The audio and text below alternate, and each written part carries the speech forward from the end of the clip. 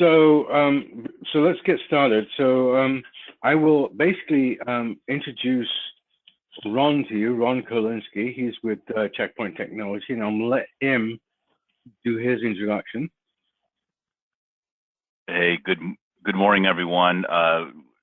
It's Ron Kolinsky from Checkpoint Technologies. I've been here for over 2 years, head of sales. So one thing I just wanted to thank everybody for signing up for this course. It will be very informative. It'll be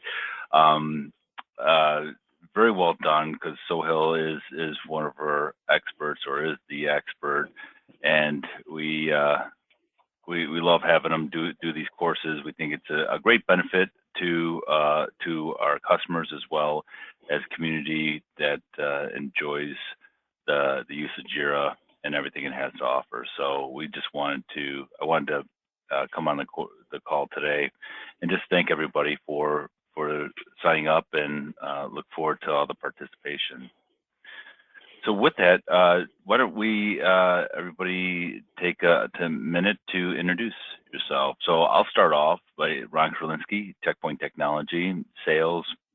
I have no experience with Jira other than I asked Sohail to build me some things so I could do my job a lot better. So he does that, and we use Jira quite a bit internally here.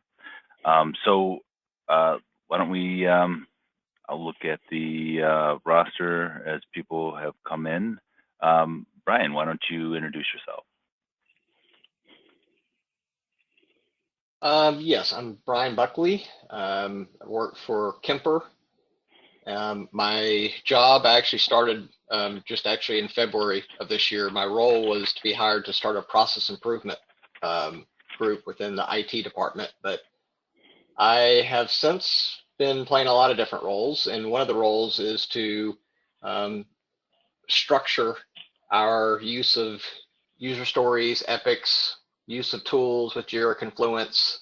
I have used Jira in the past with other organizations through 25 years of process improvement. I've been an admin helping out with projects and redesigning our structure and so forth, but it was a little bit different back then because it was probably a little bit cleaner structure. It's a little bit unique here. So my personal goal for this is to learn a little bit more about the cloud. I'm used to the server instance, and we're a little bit more restricted on the rights. Like if you have to request for a Jira project to be created for you and so forth. Where at other organizations, we just, we allowed certain teams to be able to do that.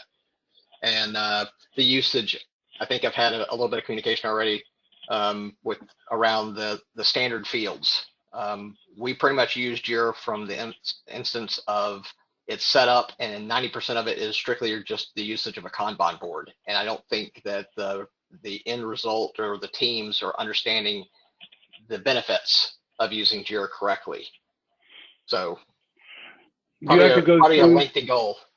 Do you have to go through Gabor or someone like that to get your project, or Dan Benton? Actually, yes, it's through Dan Benton and others that we submit the request to. And yes, it is Gabor and others who create the project. Right. And yeah, I've done a bunch of work. I've done a bunch of work over at Kemper in Jacksonville with some of the Confluence stuff. Anyway, yeah. I spend a bunch. So you guys could swap stories. I was going to say, we need to talk afterwards. So. All right. I appreciate it. All right. Oh, thanks so much for that introduction, Brian. Let's move on to Chris, if you can introduce yourself. Sure. Good morning, everyone. Hey, quick question first. Have we started recording just yet? Yes, we have. Yes, we've already started recording. We're good to go. Okay. So, do you want us to pause the recording just so you can say what you want to say? I'll self-edit as needed. So, my name is Chris Leak. I work for ABM Industries. I'm a senior QA analyst. So, in my experience level with Jira, I'd say I'm an intermediate level Jira user. I've built out a test case management system on top of Jira using X-Ray. And I'm here to learn more about screens and schemes and workflows to further enhance my test case management system. Excellent. That's great. And then Appreciate the introduction, Chris. We'll move on to Jackie. Hi, my name is Jackie James, and I am a senior project manager in the IT group. I work a little bit with Brian, so I'm very excited to be here on this advanced class. So I work at Kemper, and my experience, I worked in Jira when I actually came from Fiserv, and then prior to that, I was at SunGard. So we use Jira for all of our projects there. So I'm looking forward to learning a lot of the advanced features. Excellent. We came to the right place.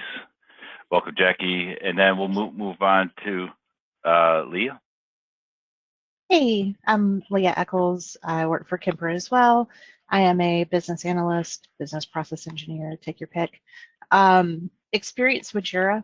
I'm not as good as anybody else or have as much experience as anybody else on the call. I've kind of played around with it. I've been on the same kind of journey that Brian has been on these last couple of months with trying to figure out how we're going to kind of move forward with requirements and Jira and all that kind of fun stuff with the company. So I'm trying to get more knowledgeable and figure out where we're going with Jira and Confluence.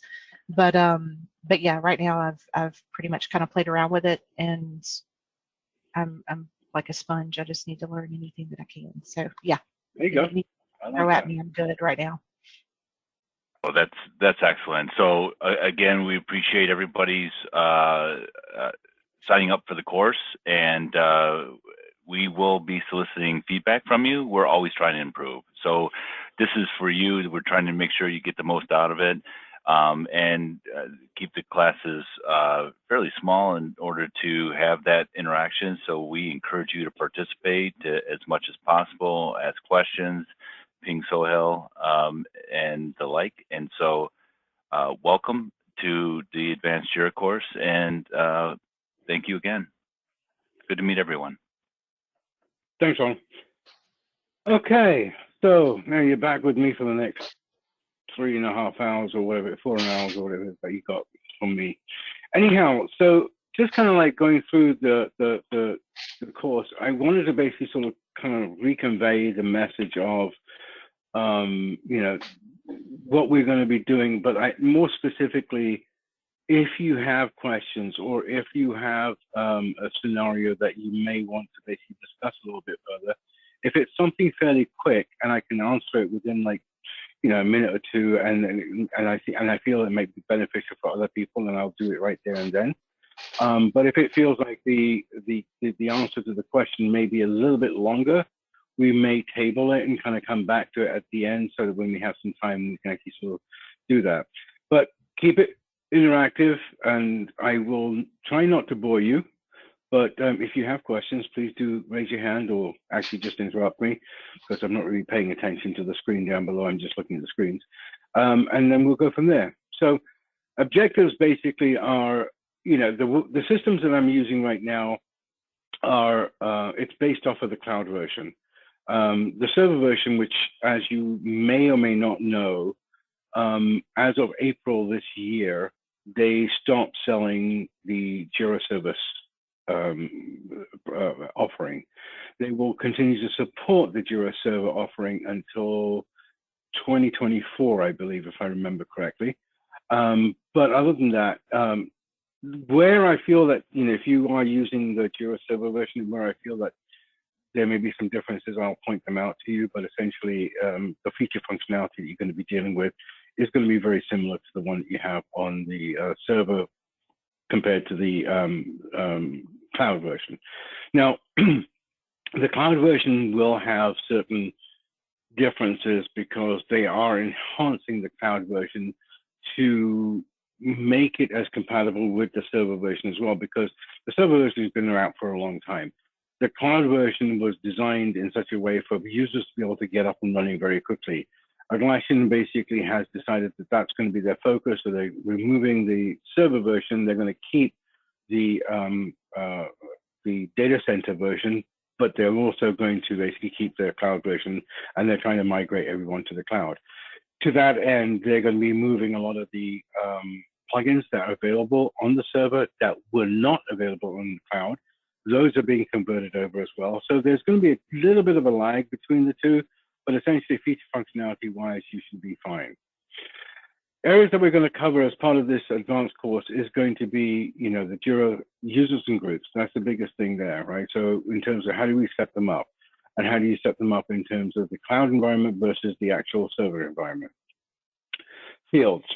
Fields are going to be one of the things that I've seen the most of in terms of people not using the best practices, not using their common sense in terms of how to define the fields and how to work with different groups.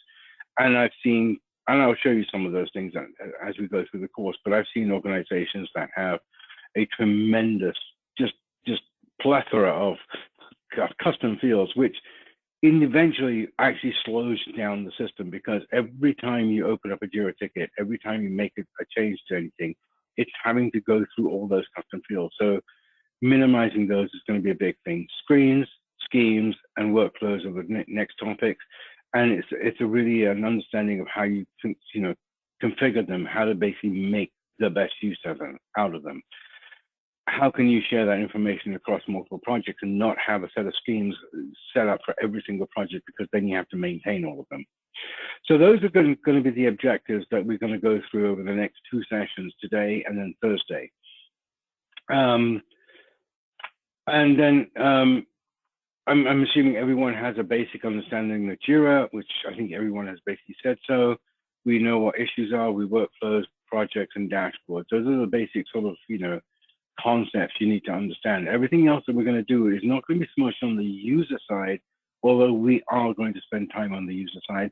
It's going to be around, the administration. How do you configure the system? How do you basically sort of use your best practices to get the maximum out of the tool itself? So from a training perspective, yes, instructor led by me. Discussion points are going to be available to us. We're going to talk through them.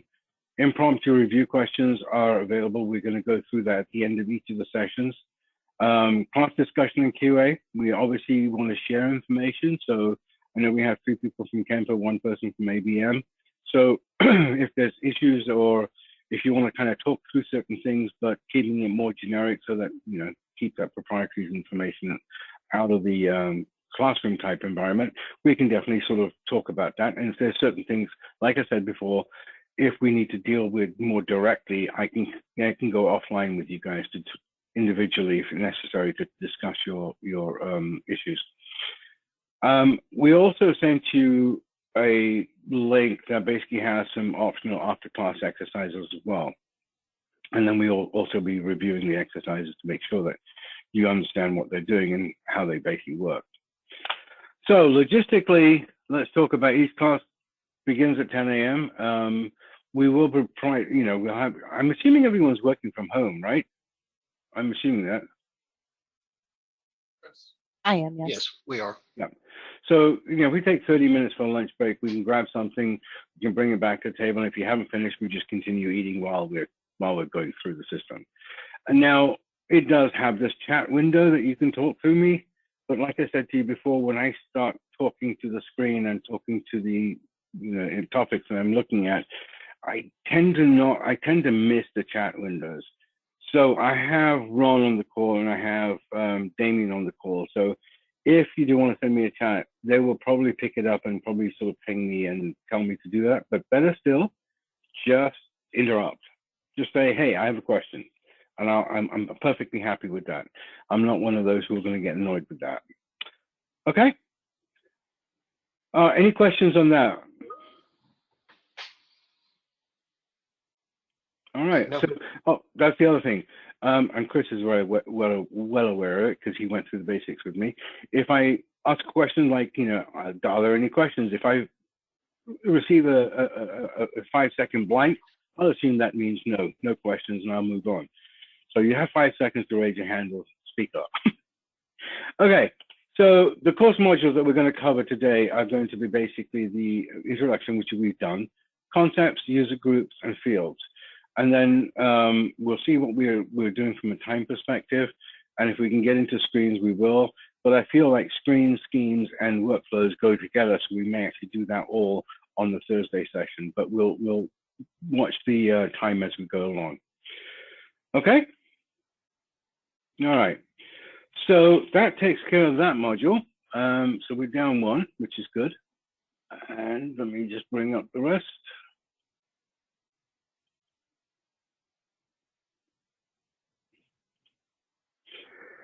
So the Jira advanced concepts, right? So this is basically we're going to talk about the concepts behind the Jira course itself. The key concepts we're looking at: projects, project allocations, and schemes. Now, those, to a large extent, when you're working with Jira and you've done some work with Jira and you've had some exposure to Jira, on, say, for example, working on a project or, you know, editing an issue and that sort of thing, that's sort of basic stuff that we're talking about. But behind the scenes, there's a lot of different things that we're going to actually sort of be working with. So I'm going to basically, as part of the administration course, explain some of those concepts to you. So the projects is the first place we want to kind of go to. Now, projects themselves, configurations are mainly the creation and allocation of behaviors for different people and or different projects.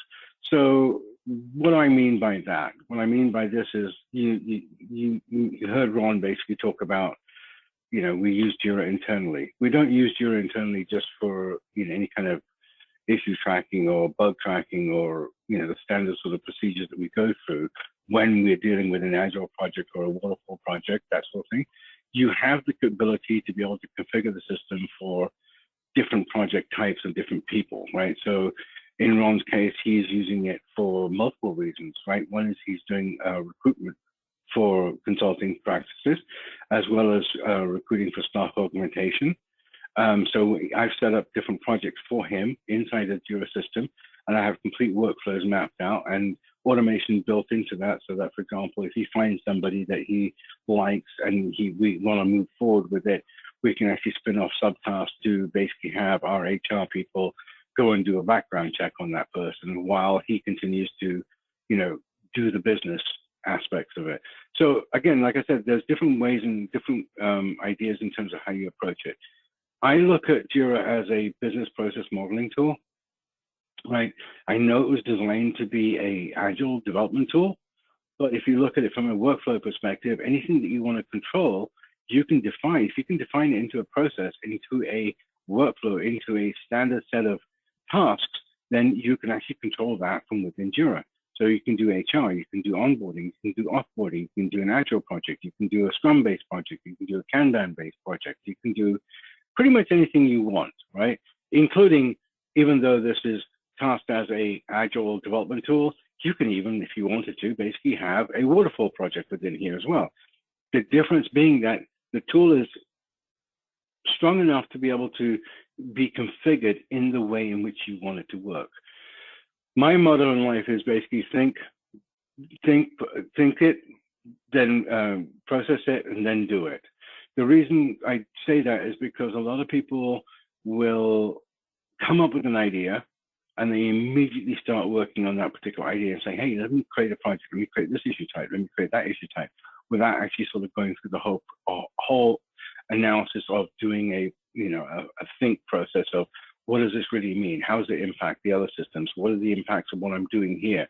So there's a series of things that you need to go through when you're developing any kind of system. And this is not just Jira. If you're writing code, if you're developing an app, or if you're developing anything, you've got to kind of come up with the requirements and understand what you want to do so you don't impact other people within the organization.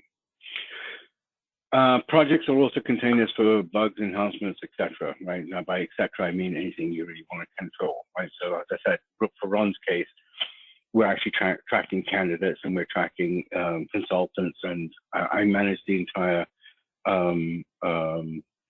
consulting organization. So all of my clients, like for example with Kemper and with any of the clients that I've worked with, all that information is actually stored within Jira as well as Confluence. And I use Confluence in a very, very tailored way so that I can actually manage all the projects within a single company in the Confluence environment. And we'll go through that as part of the actual sort of, hands-on we'll go through. I do not I'm not going to basically spend a lot of time just kind of talking to you. I will actually sort of at the end of each module go into Jira, which I have on the system, and actually start working through those particular issues. Like, for example, we are going to be dealing with projects and we're going to be dealing with fields. And so when we get to the end of this section, for today anyway, we will go through and actually sort of, I will go through and create a project and show you how to basically work all through. So it's theoretical from my perspective talking to you. It's also theoretical in the sense that I'm actually going to be doing the work on screen in live mode, but you're not actually, you're not doing the work yourself. But the recording will be there for you. So when you actually get the recording, you'll be able to go back and play it back and see everything else. When you're dealing with projects, each of the projects will have what we refer to as a project settings page. And in that particular environment, this is a screenshot from one of my systems right now. It's called, the project name is AI Fuzzy Logic. I decided to go with the artificial intelligence scheme. Not that it means anything to me and not that I have any qualifications. I thought it was kind of cool. So there's 3 projects. We're using the Fuzzy Logic system, and there's 2 other projects I created as well. But you can see here from the screen itself, when you actually open the project and you go to project settings, now some of you will have access to this and some of you may not. It depends on your roles within the system. But if you do and you go into project settings, this will tell you exactly in that project, what do you have? It tells you what issue types you have within the issue type scheme. It tells you what workflows are being used. It tells you what screens are being used. It tells you if there's any versions or releases that have been defined, any components that have been defined, any roles that have been defined specifically, and also, the last but not least, permissions. Very important thing, because permissions will define not just roles. Roles have one layer, but permissions has a whole separate layer as well. So technically, I could be a developer or a software engineer within a project, but if I don't have permissions to look at certain issues, I can set it up in such a way that I can see everything except for this particular group of issues. Say, for example, maybe there's sensitive data in there. Maybe there's, you're working with insurance companies and you're dealing with proprietary information. Maybe there's some data that you don't want people to see, but you need to have it in the system in order to be able to do that. So permissions can be tailored in very different ways. Okay, now the projects themselves, when you define them, as with any organization, you may have a number of different projects, right? And how you distinguish them from one to the other is basically using the categories.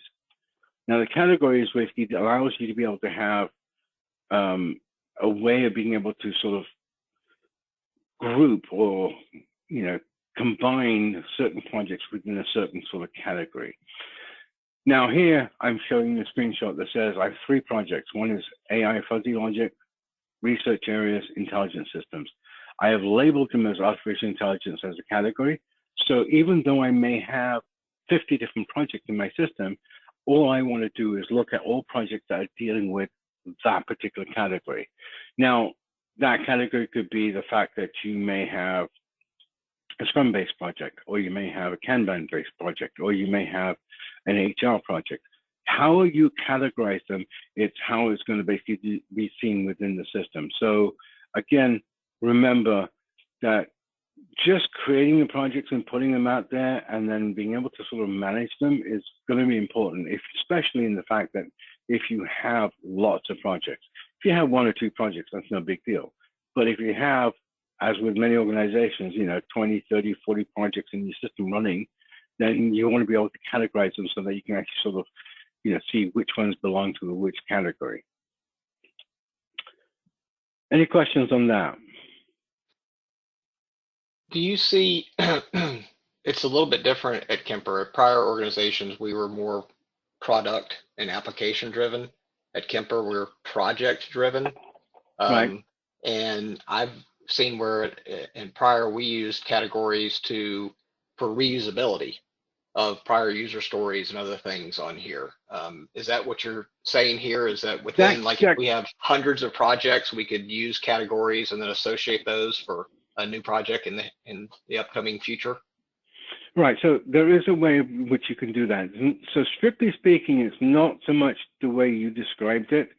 But what you can do, for example, is if you have, let's say, for example, you worked on an application, right? An enterprise application. That enterprise application may have consisted of maybe 2, maybe 3, or multiple projects that you're working on, right? Those projects can be categorized as the name of the enterprise application. Do you sort of follow what I'm saying? Yes. And then once those projects are complete, say, for example, in my opinion, projects never really get complete because there's always the release, and then there's a maintenance cycle, then there's a new version, then the maintenance cycle, and new version, so it continues to evolve like that. But essentially, if it were the case, you could actually sort of go to the system and say, give me everything that was associated with this particular enterprise application. In that case, you get a list of all the projects that were created for the enterprise application. Now, if the projects are defined in such a way that they're all similar and their project settings are the same because they all are within the enterprise application, then you can use that project to create and spin off new projects. Yes. Okay. Yeah, that's perfect. That's where I'm trying to get to. I'm just trying to get my mind wrapped around how to do such. Yeah. So categories can be at any level you want to basically do. And in most of the cases, I have always found that enterprise applications are never one project. They're going to be multiple. I mean, you take any particular environment, like say an enterprise application, say, for example, your enterprise release of the new 2.0 website. Let's just use that as an example, right? That doesn't involve just the website. It involves the applications that are being developed for, for insurances and for cars and homes. The multiple projects you got running around under the umbrella of the Web 2.0. Okay. Okay. All right. So good. I appreciate that question. And of course, with these projects that you're working with, and each of these projects, even though they are umbrellaed theoretically under one category, they all have versions as well, because everything that you run with, if you have an enterprise application and there are multiple releases or multiple projects going on, and each of those projects are doing multiple releases because you're running on an agile sort of methodology, and your sprint lengths are, for example, maybe 2 or 3 weeks long, and then every 2 or 3 weeks, you're actually spitting out a new version of it. So if you're doing that, what you want to have is the ability to be able to define when and how you're going to be making those releases, but you want to be able to tie those back to the project so that on an enterprise level, I can say, I want to take release 1 from this particular project, release 3 from that particular project, release 4 from that particular project, and that's what makes my enterprise application. But from an individual basis, you want to be able to define on an agile basis, if you are doing an agile type environment, if you're using Scrum, for example, and you're doing sprints, then you want to be able to define your sprints, when they start, when they end, and you can do that very simply, and it all gets tied back into your release schedules. Now, if you're not using Scrum, and you're using, say, for example, a Kanban type approach, which is more of an IT operations type environment, then there's really no such thing as a release, because you've really got a stack of things in your backlog and people are just attacking that Kanban board for whatever reasons. And they're basically sort of saying, okay, I'll take this one, clear it, done. Take that one, clear it, done. Take that one, clear it, done. And they're just going to continuously evolving that type of environment. Now, I have also seen, and this is where it gets a little interesting, where Kanbans are actually used within projects to do releases. Now, it's a little bit tricky to do that, but it can be done. Okay? Any questions? The only thing I'd mention, just from a reporting stance, is anytime anyone's using releases, it's very important to change that status from release to unreleased to undefined, because if you're using like EasyBI or any other reporting tool, it becomes a nightmare. Yeah, good luck with that. How are you using EasyBI right now? We have purchased it. It's not in use at Kemper. I started with a little bit of it. I used it at a prior organization for about a year and a half. I took our entire corporate to standards using EasyBI. It shouldn't be called EasyBI. It should maybe medium to hard BI. It's interesting because that was one of the products I recommended at my when we did the actual analysis when I worked with Camper to begin with. We looked at different tools and we looked at different environments, and we basically said from a reporting perspective, use this. But then I came up with a couple of other ones that they should look at. However, yeah, well, I purchased it, which is good, I suppose. And I agree with you. It requires a fair amount of processing to do, and any of the reports that you basically do can be actually used in your dashboard as well, which is very good. And by far, and I realize with any reporting tool, there are going to be nuances, and there's going to be sort of that, good pluses and minuses. But the one thing about EasyBI, and that's why I put the recommendation forward, is that it's tailorable from your perspective. So other tools that have reporting limit you in terms of what changes you can make and how you make those changes. With EasyBI, you have complete access to the entire schema, and you can actually work with it. All right, so moving on.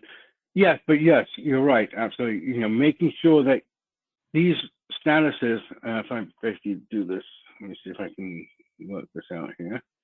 Yeah, so you see the red dot on my screen now.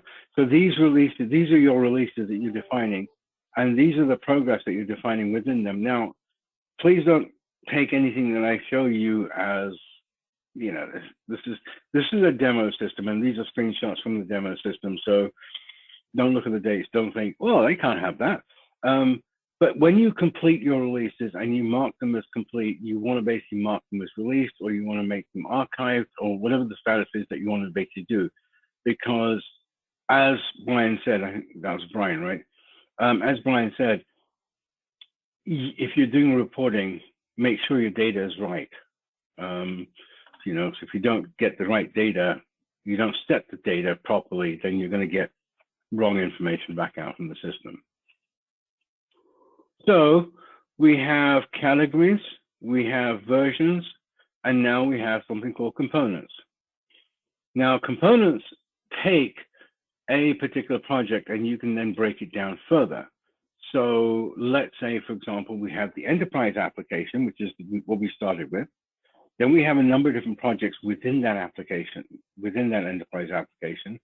Within each of those projects, we have versions for releases. However, what we do have alongside of that is components. So, for example, in my AI fuzzy logic project, which is the one I'm dealing with right now, which is this one here, which you can see is fuzzy logic right there on the system here. Within here, I have multiple components, because even though the fuzzy logic is a project on its own, it's broken down itself into multiple sort of subcategories, essentially, which is what we refer to as components, right? I have a defuzzification module, a fuzzification module, an interference engine, and a knowledge base. And for each one of those components, there are different aspects that are being developed, because anything that we're being developed within the AI fuzzy system and within each of those components will travel back up the tree, right? So if you think from a bottom-up view, right? So we have all the different sort of components being defined. We have all the different stories being defined for each of those components. All of them get complete, so we can now say, show me everything in this particular project that is to do with the interference engine. Okay, here's the list of all the stories dealing with the interference engine. Okay, what's the status of all these stories? Okay, they're all complete. Great, so we can now sort of mark that as being part of the release, right? So there are multiple layers in which you can go to, and it helps you to manage, view, and report on each of these projects, right? The tools are there. It's just sometimes people don't recognize the value of them, and they tend to basically sort of run with the, let's not have any components, or let's not have any versions. We're going to have one release on there, and that's it. If you break it down into modularized environments, You're not going to be dealing with a monolithic environment. You're going to be dealing with something that's very modular, which is what you need, right? Okay, any questions on that? Okay. Now, projects themselves, creating a project. Creating a project is fairly straightforward. It's not a big deal, right? But there are two different forms of projects you can create. There's the classic projects as well as the next-gen projects. Now, what currently is happening, and just being open and honest with you, I'm not basically trying to knock anyone. I'm not trying to basically sort of say one is better than the other. So I'm just being open with everyone here. Next-gen projects are Atlassian's attempt at being more of an AI type environment. Where you can actually sort of do a lot of different sort of, it knows what you're trying to do and trying to, you know, help you through that process by setting up predefined workflows and predefined sort of environments that you can work with. It's there, it's available, but there are limitations on what you can and cannot do with it. So if before you start working with a next gen project, I would very much tell you to investigate it, understand what the limitations are before you start off with a next gen project. Now, once you start a next gen project, potentially you may run into a problem, and in which case you can switch it back to a classic project if you need to, but there will be transitions that need to happen in that case. Now, in classic projects, there is no issues at all. You can do anything you want, whenever you want, however you want. Okay. So in next-gen projects, you know, you have the basics designed for perfect small teams who are autonomous and want to get started quickly. Does not require a Jira admin, and that's what I was talking about. It has all this stuff built into the system, and it's minimalized in terms of what you can customize and what you can change and what workflows. You know, these are all fixed within the system, right? And then there are the next-gen templates. So we have a Kanban project and a Scrum project, right? But you're going to remember, as I kept, you know, I'll keep reminding you, when you get the next-gen projects are a really nice idea. And like I said to you before, I'm not trying to knock it. I think it's a good idea. It's a complex idea, and it's good for simple projects getting up and running. But once you get to a certain point, you may actually switch over to a classic project and kind of work it through from that perspective. It does depend on terms of how much work you're going to do, how much customizations you want to do, will define what you can do. So to that end, the advantages of next-gen projects are their perfect user experience, Kanban boards, reports, epic roadmaps, features are visually appealing, simple configurations using intuitive interfaces make it easy to onboard new project admins, reduce the need for Jira admins in your system, in your environment, right?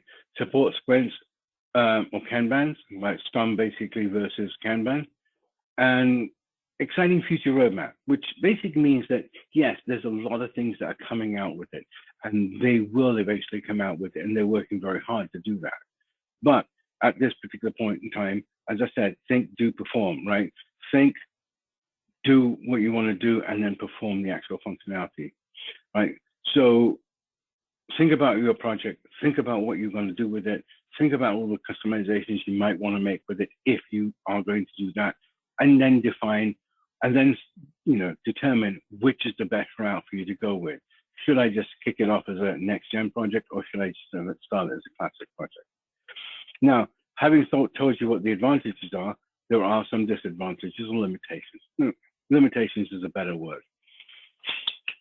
Workflow allows transitions from any status to any status, but workflows that require linear steps are not possible. What does that mean? What that means is that if you've looked at some of the workflows, maybe even within Kemper, and I know there are in Kemper, where you have a status, right? And the status is linked to another status, and there's a transition between the two. So if you're in creating say, for example, a story, and it's in the, you know, to-do status, but you want to send it off to somebody else to do a review, you don't have that sort of transition processes that occur.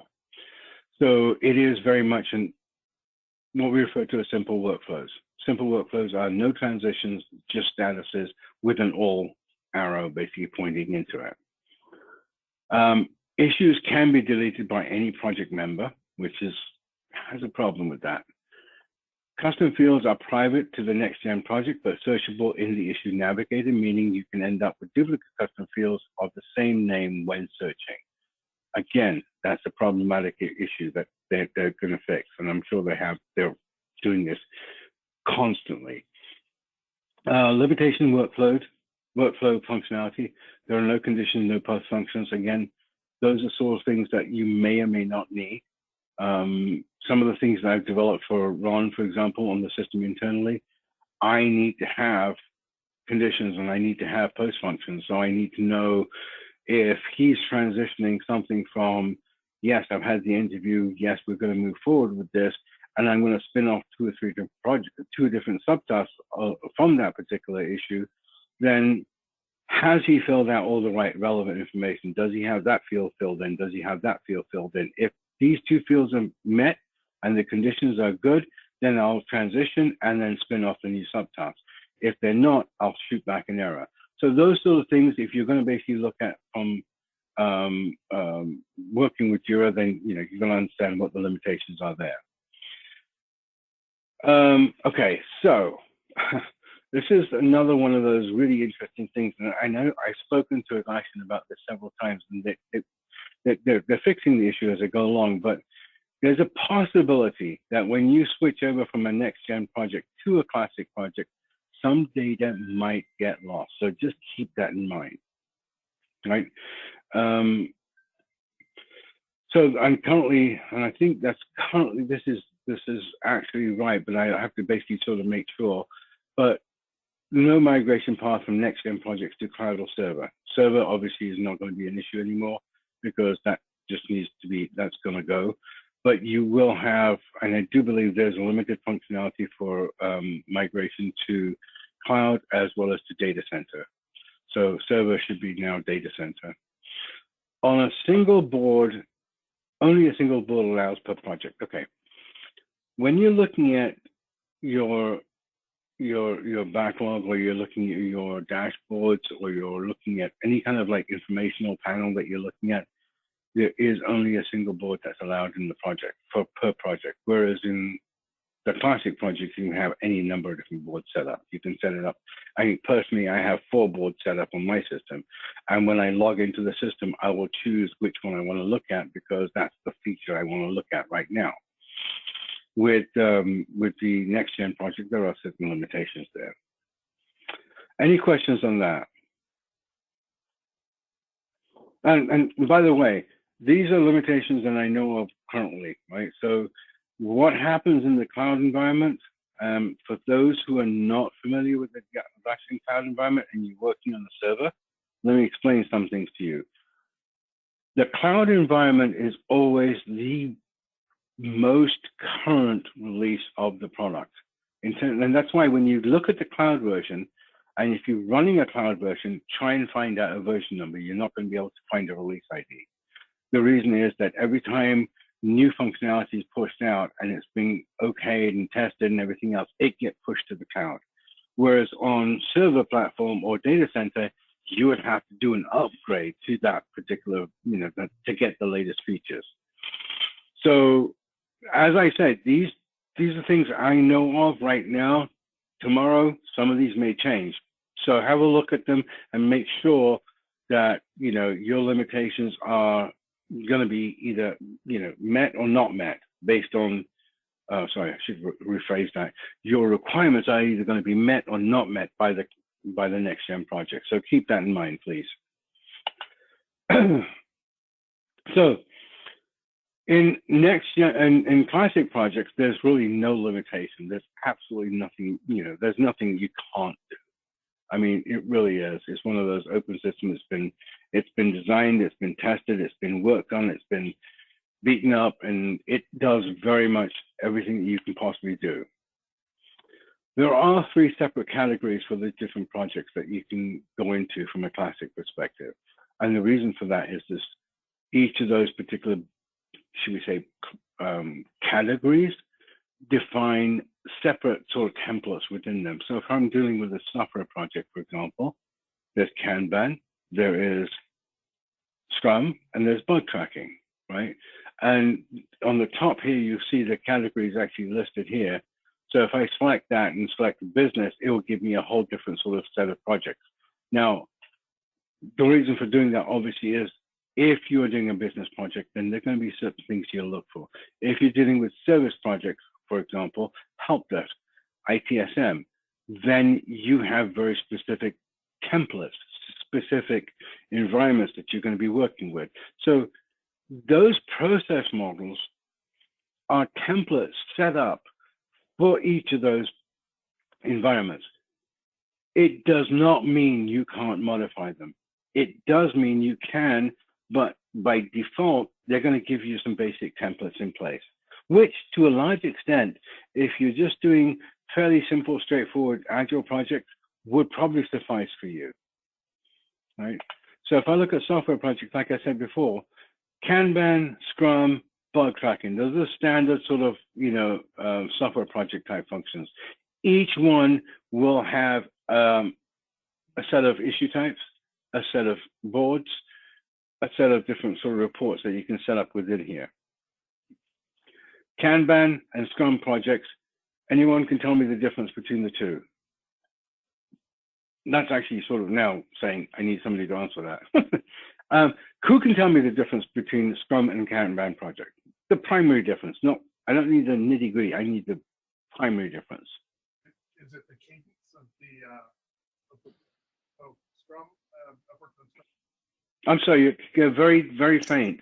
I apologize. I've worked on Scrum projects before where we had like a 3-week cadence, and then on Kanban, it's just an ongoing development effort. That's my own. Correct. Correct. That's the primary difference, right? With Kanban project, it's an ongoing thing. It's an IT thing. There's a list of all the issues that are coming in. It's kind of like a big backlog, and people attack that backlog and keep trying to close those tickets as quickly as possible. That's more focused around the IT ops area, whereas Scrum projects are really very focused. They'll have your teams, you'll have your regular schedules, your sprints, your cadence, as you said, and you'll have releases and everything else to go with it. Bug tracking, again, is just really just that. It's a bug tracking system. Any questions about that? Okay. Just checking in, Jackie, Leah, you okay? I'm good. Okay. Thank you. Yeah, I'm good too. Thank you. Okay. And Chris, I know you'll speak up whenever needed, so I'm not worried about that too much. Yeah, I just want to add that, contrary to what you said, we do use releases in Kanban. Oh, you do? Yeah, we do Scrum, Ban, Fall. Oh, okay. So you're doing a combination of, yeah, okay. Like I said before, right in the beginning, and there are variations of how people use them, and some people will do that. But technically, when you look at it from a slice, the cake slice perspective, that's what it's really designed for. But anyway, yes, it's configurable from that perspective.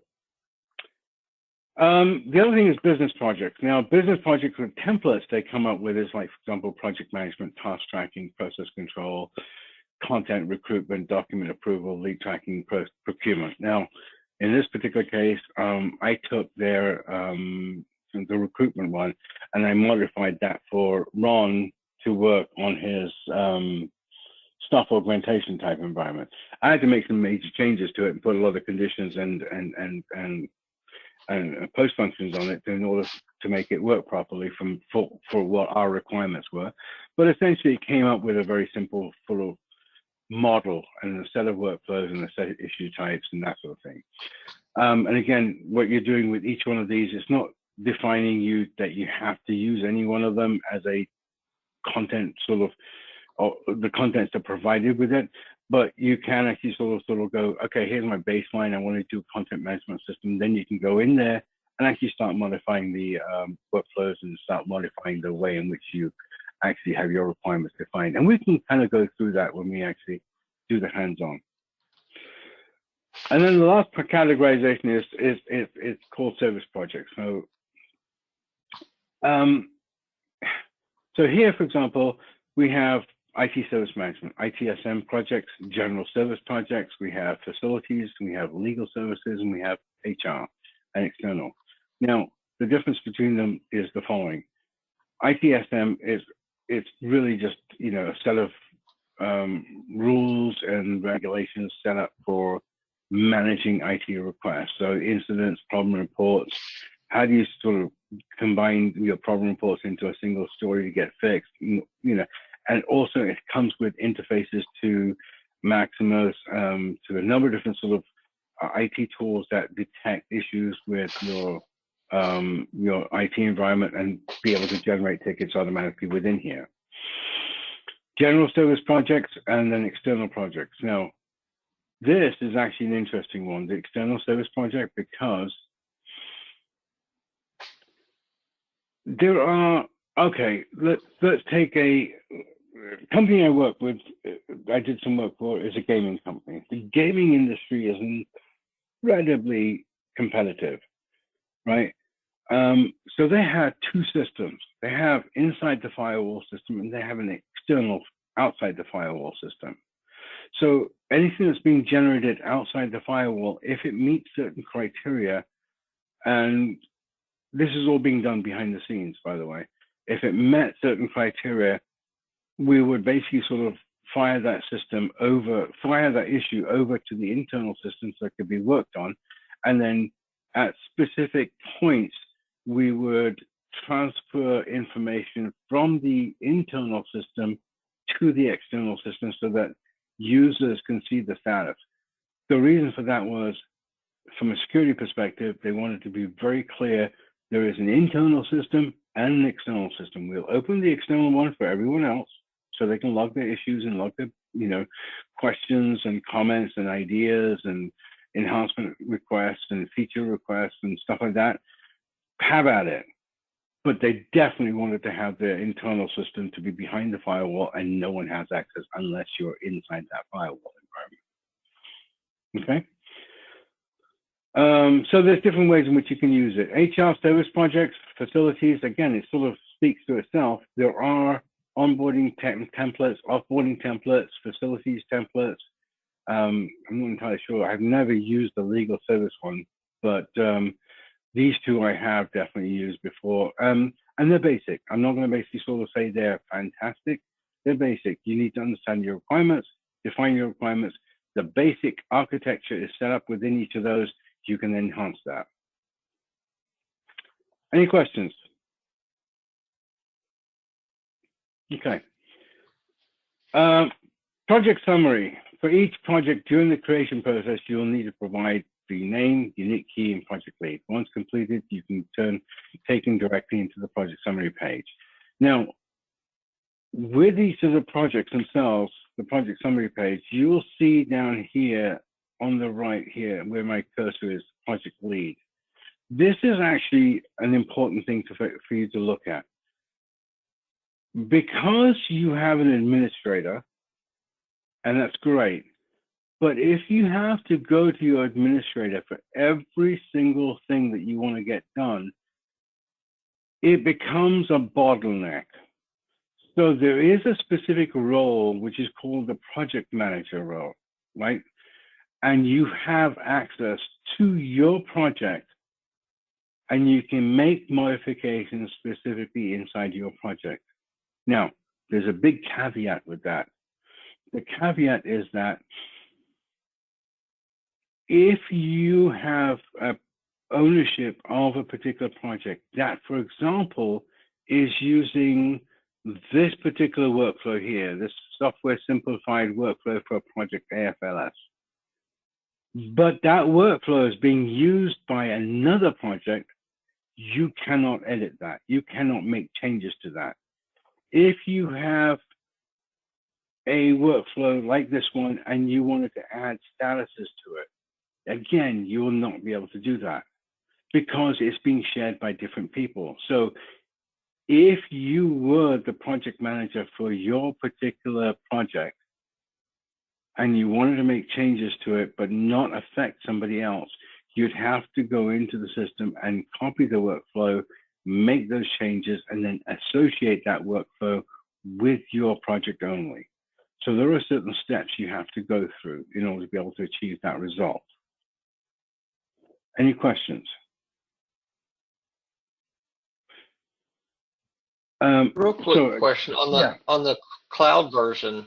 Yeah. The only way I found to get to the project summary page is via you have to go through the URL. Is there a shortcut somewhere that I'm missing?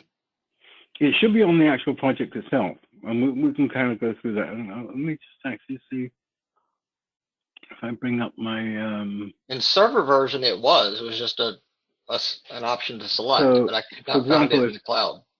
So if you look at this is my. Can you see my screen? Yes. All right. So if I click on fuzzy logic, for example, right in the bottom it says project settings. Oh, I meant the summary page. Yeah, this is basically going to project settings and then go to summary. That's what you're looking for, right? Okay. Yeah, I'll have to look and see. Maybe I don't know why I couldn't find it. Again, here's the thing. Make sure your permissions are set correctly, because it's possible for you to have access to this page but not have access to certain areas. So Hill, I'm sorry to interrupt. Can you somehow scroll over to the left? I can't see the menus on the left-hand side. You can't see the menu on the left-hand side? Yes. Anyone else having that issue? Is it just me? Hold on a minute. No, I Oh, zoomed now I out. can see it. I apologize. My mistake. And there's the summary. Yeah, I don't see that. Is that only available on the legacy Jira projects? Because I don't have it in my next gen. Yeah, so some of the next gen projects again are, like I said, there are certain limitations, but you know what, we're gonna go ahead and create that. So keep that in mind when we go to that point. We're gonna create a couple of different projects as part of the exercises that we go through, and as we do that, we will then see whether what information is there. Okay. Now, by the way, if you look at this particular project here, which is my AI fuzzy logic system, down at the bottom here, you'll see that I have permissions set only for the management team, which is just certain people within the organization. So again, permissions can be, it can be used in multiple different ways, right? Now, I've copied this from one of my other systems, but essentially I'm using the professional services template for all the fields and various things like that. So I'm reusing that as we go along. But yeah, so, all right. So let me just kind of close this off. Let me go to the next page here. I think, yeah. So like I said, I'm dealing with the cloud version here. So we've been going for an hour right now. Does anyone like to take a 5-minute to bio break or something? Or are we good to continue? I'm good to go. I'm good. All right, so we'll keep going. Now, on the server version, there's going to be a slightly difference in terms of how you do this, right? So when you go to the server version, for example, and you are, I don't actually have a server version basically, but this menu here is very different to what the cloud version does. So here, for example, you have user management billing, which is separately set up in the cloud. But in system and issues and everything else, the same functionality exists. The menu will be slightly different. So in here, for example, selecting the system will give you access to the general entire system environment. So you'll be able to look at, for example, the the spacing, how much memory you have. We'll go through that and cover that. The products here, which I did not highlight, is because part of the cloud environment is, and the billing and the user management, it will show you what access you have to Jira products, whether it be Jira, Jira Software, Jira Core, whether it be Confluence, whether it be Bamboo, Bitbucket, whatever the things you have access to, it will show you that.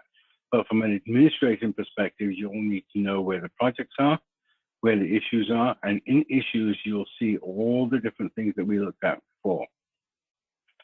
So looking at the Jira general configurations here, we can actually sort of see that there's a number of different menu items that I can actually sort of work with.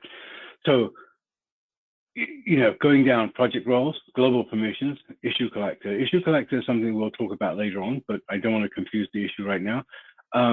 wow, I was used to the issue word twice in a row. Project roles is what you're going to define in the system, whether they use the standard roles that you have within the system, or you can define your own roles. Global permissions is something that's basically important, because if you set up a permission and you set it up as a global permission, then irrespective of what role you perform, you will have that permission, and that permission needs to carry across. Default user preferences, system dashboards, look and feel. Look and feel, like for example, if you want to change the coloring scheme on your system, you can do that. Like for example, in my particular case, if I look at my Jira system, I have it with blue, and that's because we have a, our system is, our logo, as you can see, has a bluish tint, so it basically matches up, and I can actually go ahead and change it if I wanted to as well. Then you have a backup manager, external system import, and restore. Now, backup manager is something that you don't necessarily have to worry about on a day-to-day basis, because the system's always being backed up. But here's the thing: do a backup anyway on a periodic basis, simply because that way you can keep control of what's going on.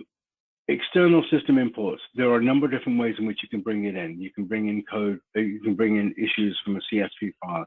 You can import. There are a number of different sort of tools available to import from other environments. So if there are other Jira type systems, like for example version 1, or a number of different tools out there, or a bug tracking system, there are built-in migration tools that you can use, right?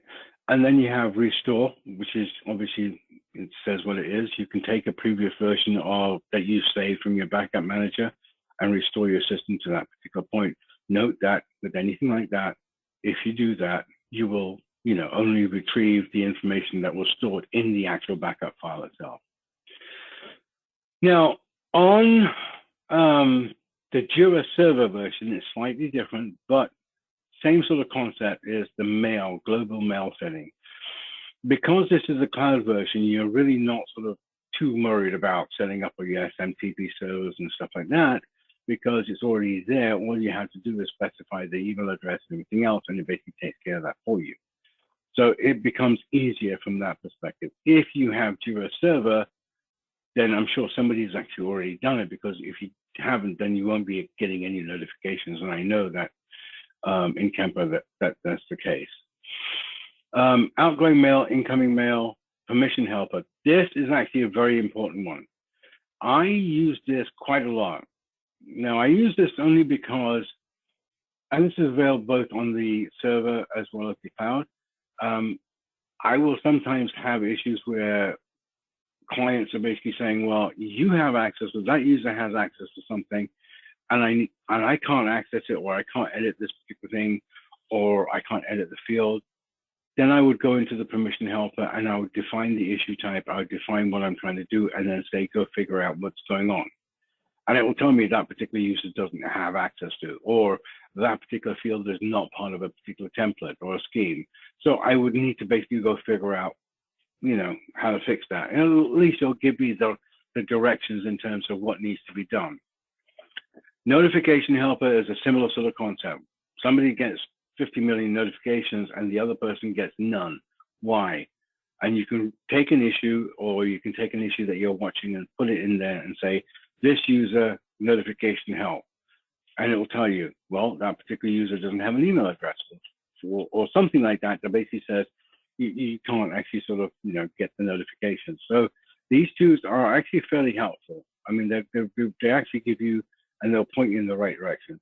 There have been issues and there have been circumstances where it has actually dropped me into a red herring type environment where I had to chase my own tail for a little bit, but 99% of the time, it actually points me in the right direction. And there's a number of different sort of features under here where you can do shared filters and shared dashboards and various things like that. So that is the general administration function. Then you have the project administration function, where you can actually go into the actual issue types, the issue type schemes, the subtasks, the workflows, schemes, screens, custom fields, time tracking, issue linking, statuses, resolutions, all the stuff that can be defined within the system. Now, all good and well, but I'm going to caution you, and I'm going to caution you hard on this, but if you get access to this environment and you start, what's the word, thinking off the, I don't know, you know, just without actually putting any thought into place, and you start sort of building things, it can end very ugly. Okay, so be very cautious that if you have access to this environment, that you know exactly what you're doing, because it actually can send you into a spiral. Just to see if I have this available to, let me see if I can bring it up here. Hang on a sec. I have, and I know Chris has seen this before, but let me just kind of bring this up here.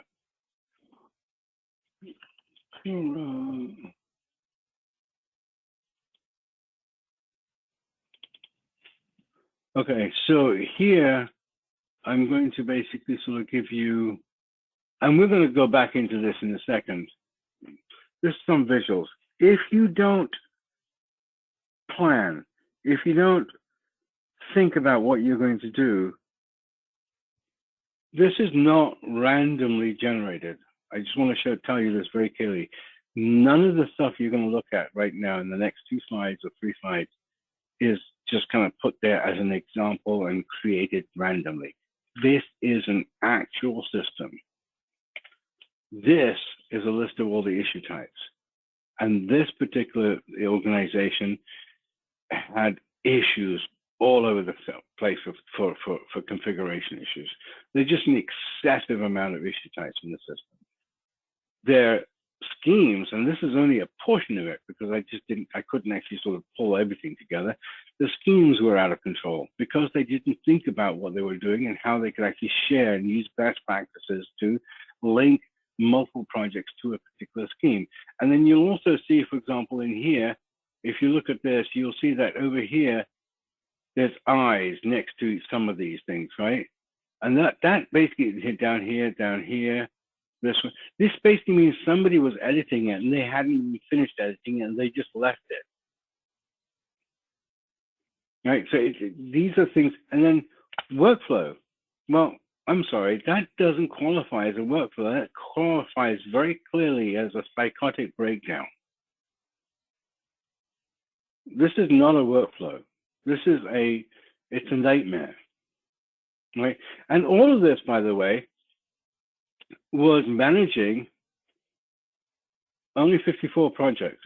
For that 54 projects, we had, what, 114,000 issues, 115 issue types. We had 186 custom fields. This is not the way to basically manage your projects.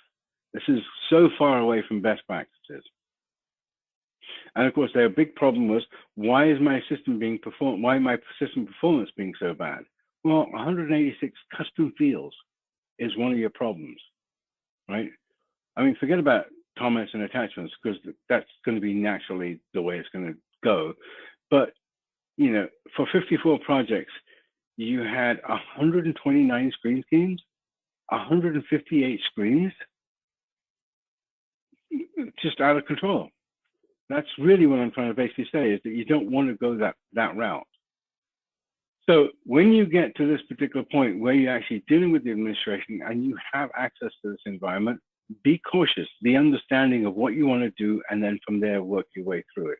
And generally speaking, I would actually do it on a theoretical exercise first, and then start building the practicality around this.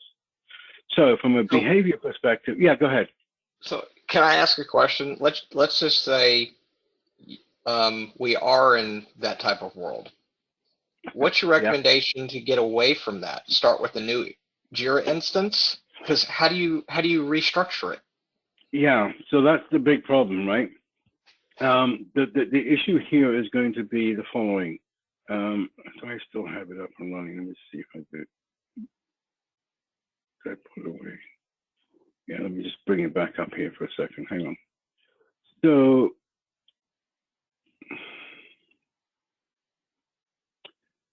let me bring this up. So in this particular case, like I said before, the number of projects that they have was 54, right? Not that tremendous amount of projects, but the amount of information that was being pulled across was just insane.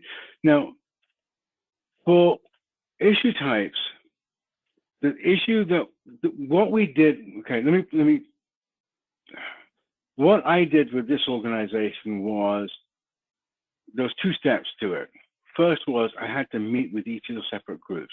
I had to go through and define what each of those groups were doing, why they were doing it, why did you have to have all these different issue types out there.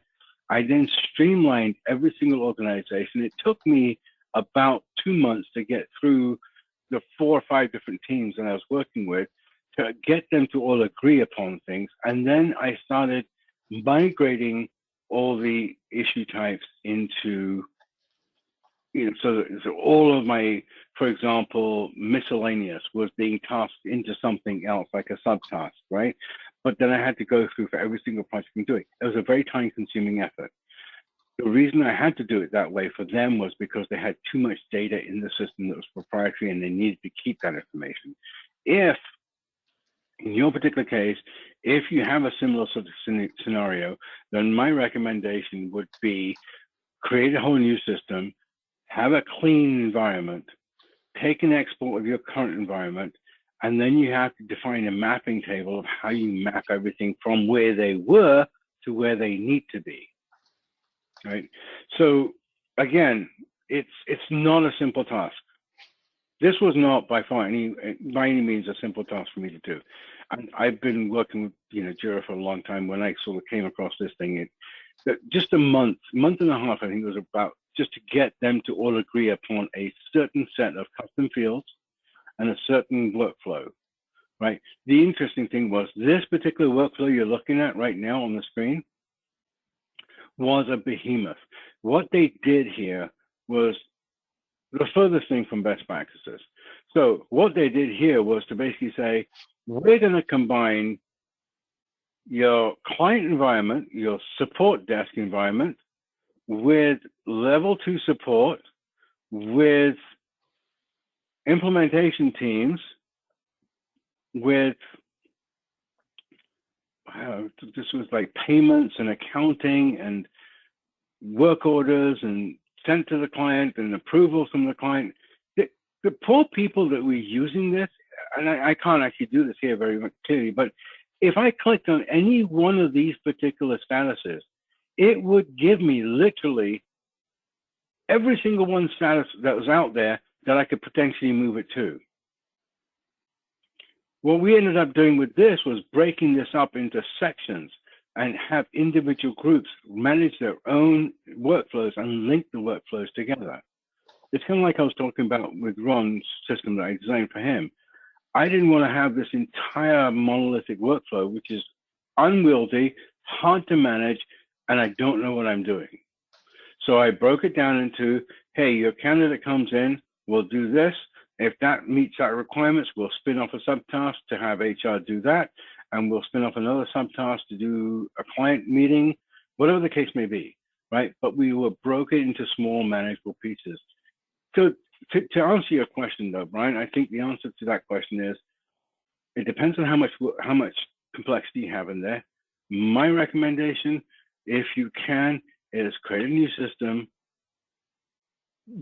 get it defined by the different groups so they all are on the same page in terms of what the issue types are going to be, what the workflows are going to represent, how are you going to basically define your custom fields within there. So you don't want one group to say, I want something called severity, and the other group says, I want something called priority. Then the third group says, I want something called customer severity. Well, what's the difference between all three of them? None. It's just the preference of one group versus another group. Guess what? You're going to have something called severity. Now you've reduced it from 3 custom fields to just no custom fields because severity is part of the system. Right. Does that make sense? Yes. It's not an easy task, and unfortunately, being what's the word I'm using for? Unpolitically correct is what I'm going to basically say. You need to carry a big bat. And that's just, unfortunately, that's the way it is. Okay. Yeah. So before I go on any further, any questions on that going forward? And Leah and Jackie, I'm really sort of worried about you guys not speaking up. I know Chris is quite happy and Brian's quite happy. Are you okay? Because I know you I'm have just soaking it all in. Yeah, I know you have limited. I know you have limited sort of background on some of this stuff, and you're trying to pick it up. But I would like to caution you to basically say, please, if even it doesn't matter whether it sounds like a silly question, but if you have any questions or concerns or comments or anything like that, please let me know. I'm happy to work through them. I promise I will. Right now, I'm Okay. just soaking it all up. I'm taking notes as we go and Okay. just trying to. Are we All going right. to actually go in the system so you can do things with us in the system? Yes, I will. At the end of this chapter, what we'll do is before we go into the next chapter, I will go into the system and we'll start with the topics that we've covered, like for example, the project. Okay, How do you create a project and that sort of thing. And then we'll do the next module and then we'll some questions and then we'll do whatever is done within the next module. So we'll continue that way. Oh, perfect. Thank you. Okay. All right. Behaviors. This is actually sort of very key. I mean, this is the most simplest thing that you're ever going to come across, but it's also key when you're defining things, right? So projects belong to Jira, global permissions belong to Jira, schemes belong to projects, project permission belong to schemes, roles belong to schemes and project permissions, groups and people basically filter into roles, and groups can go into global permissions. So it's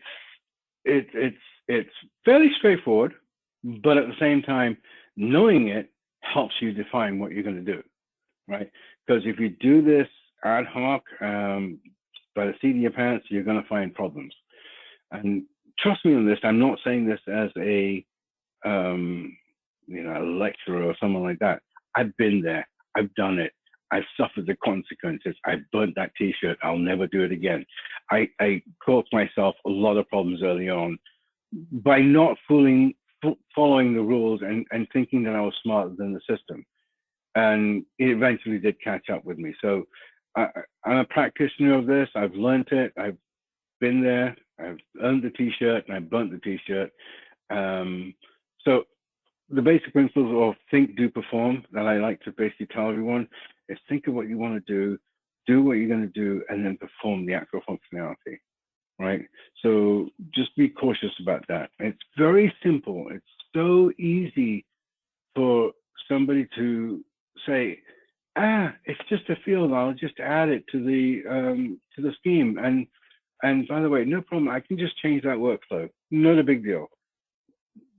You know, it has impacts.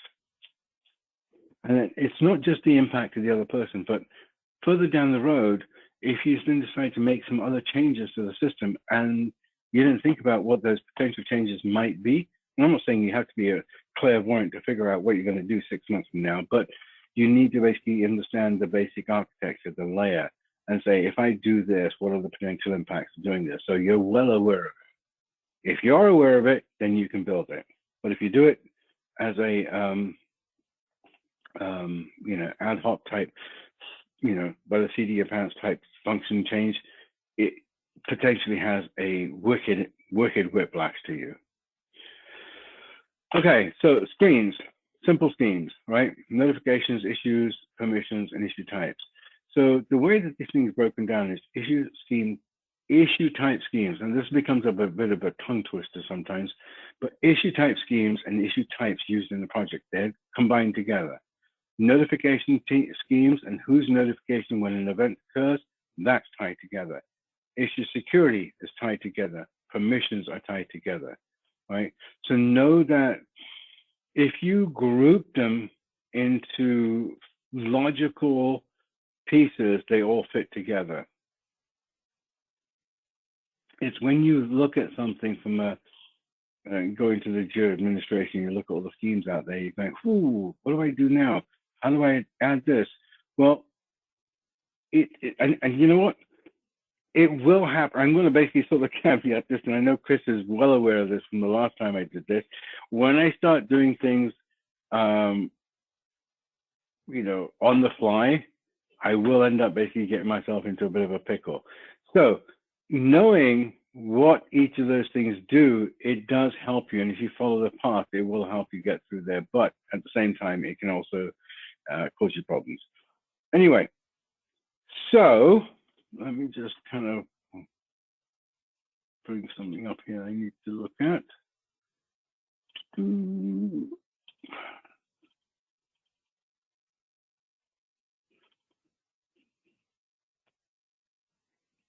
Okay, so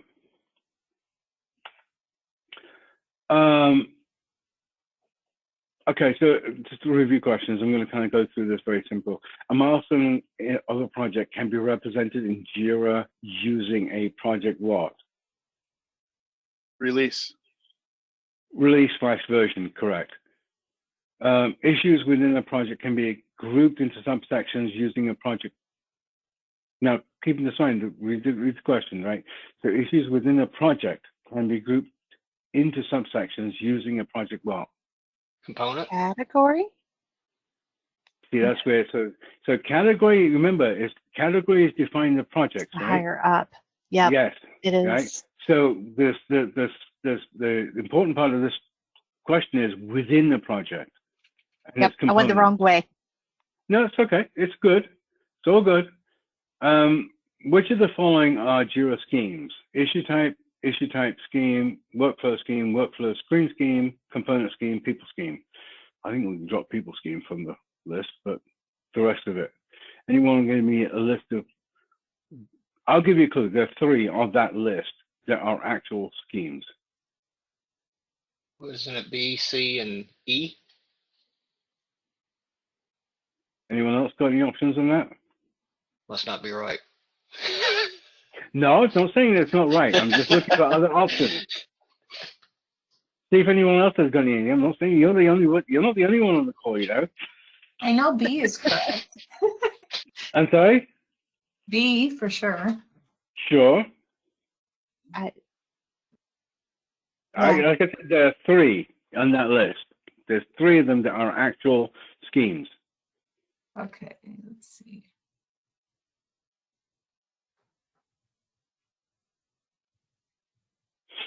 So Actually, I'm thinking A, B, and C. Take away E. there you go. Right there and then. Yeah, you went and cheated, didn't you? No, I just had to reread it. The A always throws me. It's like a tongue twister.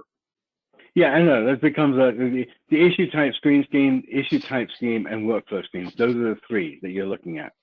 Okay. There's no such thing as think of it this way. There is something called a workflow scheme, but there's nothing called a workflow screen scheme. So right? So I'll throw some wordage in there. And a people scheme, of course, you can understand that there's no such thing as a people scheme. Okay. True or false in this particular case?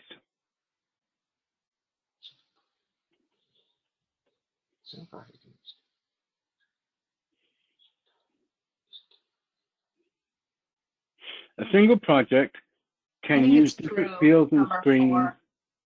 Number 4? Yeah, I think it's true. That is true. Correct. Right. Number 5, put the following into the correct order that Jira relies on. So workflows are attached to workflow schemes, which are attached to issue types in a project, right? So if I were looking at this from a flow perspective, order them in, how would you order these?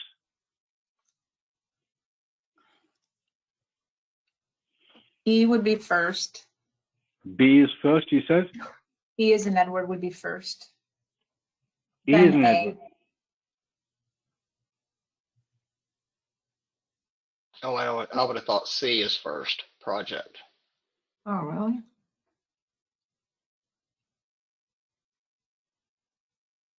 So. Yeah, I would have gone CEA.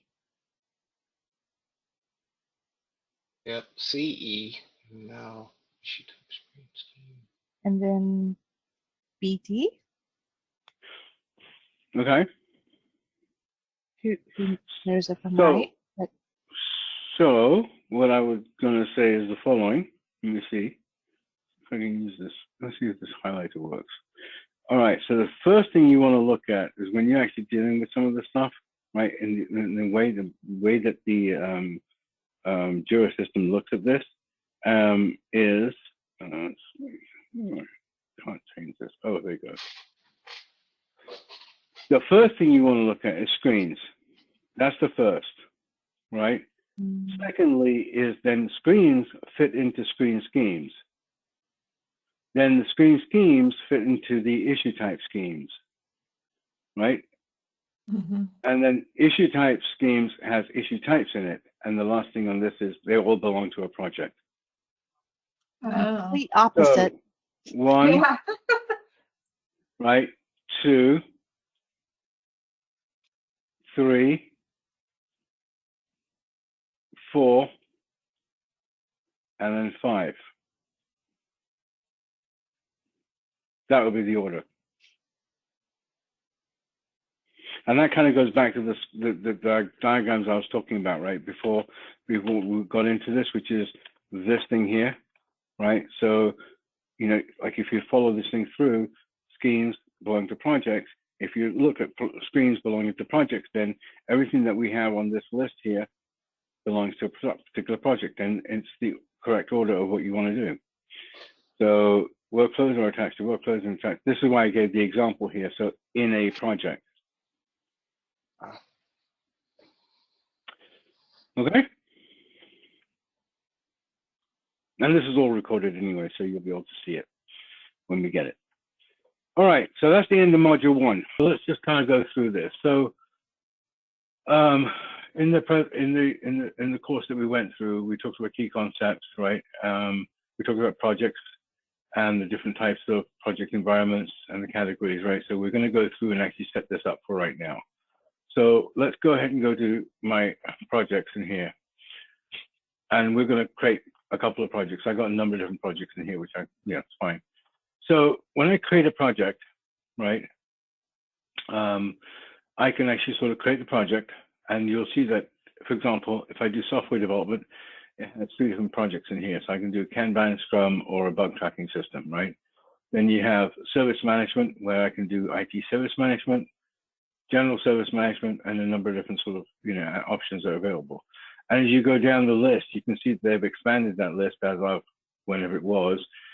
We have marketing one as well, human resources, in onboarding, performance reviews. We have finance. We have design, personal, which is, project management, like personal task or planners, operations, legal, and sales, right? So let's go through and create, to begin with, let's create a Kanban project. Now we're going to create several projects, so keep track of where I'm going with this, okay? So what I'm going to do is I'm going to create a Kanban project, right? I'm going to use the template that comes with it, right? Or I can specifically select a template. So I can choose a template that I want to use. So I can say a team managed or a company managed project. You can pick and choose whichever one you want to do. Or I can just go ahead and do the one that standardly comes with the system and use a standard template. I'm going to select team, give it a name. So admin class Kanban. I'm going to be very creative with my names. So when you create a project in the system, it also creates a key for you as well. Now you can actually modify that key if you want, but it takes the first letter for each of the things you put in there, uses that as a key. Now, if that's actually already used, it will tell you that the key is already used, so you can change it.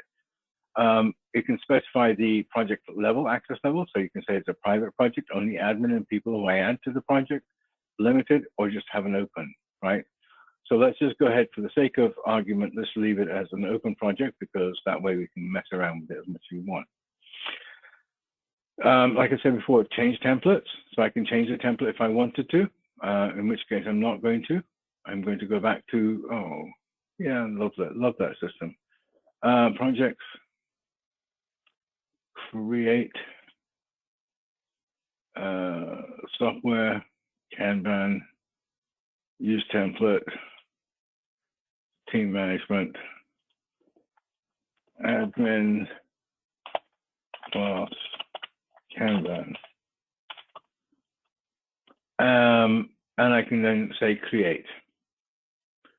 I'll choose the access level. So let's just open and create. Now that creates me a project. And within this project, if I go into project settings, you'll see that it has the details are limited. So you've got boards, and you can see what the boards are. You can change the boards around, you can modify them because it's looking at the workflows currently in the system and says we have to do, in progress, done, and I'm going to match the boards that way, right? Now, columns and statuses is what we do.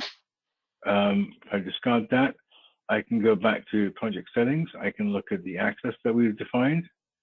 I can look at the issue types that are being defined for this. So there's epic, task, and subtasks. And I can see what fields are being added in here. Now, here, for example, if I wanted to change some of the information that's in the system, I can actually directly, now this is where it differs from the server base, right? From here, I can, if I wanted to, create a new field directly. So I can say, for example, let's create a simple text, short text field, right? Right, and I can basically give it a name. So I can say class text field, right? And I can put a description if I want. So wild default text option, enter description of class, and save changes. So now I've added that field to this task, right? If I go to Epic, that is not there, but you can see that the actual fields are there. So if I wanted to do previously used field, I can actually add it to the system and say, drag and drop it and put that into the Epic as well, right? And then once I've done that, I can save changes. So the cloud-based gives you a little bit more flexibility. Now, before I go any further, any questions about that? Any questions about the types of fields as well? So yeah, one quick question. This is Chris. Is it possible to add additional issue types and template it so that all projects, when they're open, have, for example, I use X-ray. I'd love for my projects to include those from the beginning, but I have to add them. Yes. Yeah. Now with X-ray, it's slightly different, right? So with X-ray, because it's the plugin, when you create the project, it will have a template for the X-ray project. So you can actually sort of select that, or you can actually sort of go into, when you actually create the install X-ray in the system, it should give you a list of all the X-ray fields, and you can then incorporate them in here. Now, that's a manual task, right? So here's the best practice for what I would suggest you want to do for that. Create and this is what I did for, actually, what I did for Kemper as well. You create a project, call that project your, let's call it a project template, right? Into which you define all the fields, define everything you want to do, the workflows and everything else. And when you create new projects, you're going to spin it off from that particular project. You use that as a template. Therefore, you will get the repetitive sort of thing without having to manually add things all the time. So I would clone the project then? Correct. Okay, I got it. Makes sense. Right? Thank you. If you wanted to add issue types, you could do that directly from here as well as the fields. Okay. So now with Epic, there's a workflow. So if I edit the workflow, I can see the workflows there. So if I wanted to say, for example, add a, like say for an in progress status, I can say in review and add that. Now, by default, because it's a Kanban project, it's going to have any statuses in here, right? Now, if it's done that and I save and close that, right? Yep, that's good for that.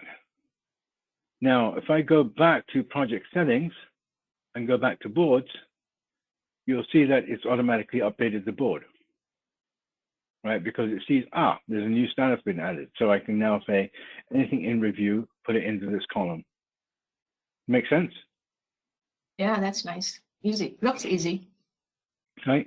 So there's a lot of nice things that are available in the cloud version. As I said, they're changing this as you go along. So, and of course you can change the icon as well. So for example, if I wanted to upload a photograph, And let's say, for example, I want to add this photograph, which is me. That's, I'm not old. I'm 25 plus, shipping and handling. That's me. And then you can add that as your icon for that project. Well, I thought it was funny. I'm not old. I'm 25 plus, shipping and handling. I thought it was funny. Come on. I'm just calculating out my shipping and handling. Come on. Don't calculate the shipping and handling, please.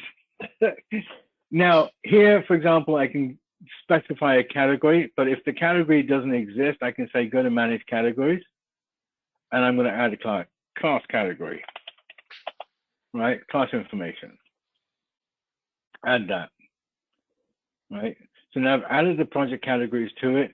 Now here's where you go into manage projects, back into manage projects. This is where some of the stuff becomes a little bit sort of quirky, because it should have just let me do it right there and then, but it didn't. It told me to add the category. Then it took me to a screen to add the category. Then I had to come back to the project and then put the category in here. So any project that we're going to create right now are all going to be of category class information. So at the end of the day, all the projects, whether it be Kanban projects or Scrum projects or anything that we create, a new next gen, it's all going to come under the category there. I could also assign a default assignee for this project. So the project lead is me. And let's say, for example, I want the project lead to be the default assignee for everything coming into the system. It depends on the project and depends on the level you want. You can actually sort of specify multiple people, but essentially that's in this case, it's just me. Access, board, sorry, go back. Access, we talked about what level of access we have. Issue types, notifications, features. Right, so you got the roadmaps. We switched that on. We can potentially switch on a backlog for this. We can add the issue navigator. We can add reports. We're not going to do sprints for this one. We can do estimations if we wanted to. We're going to do time-based estimation because it is a Kanban project. And a number of different options you can add to the system as you go along, right? So you're going to say, okay, I want all these options to be done. Now, in your case, Chris, you have X-ray.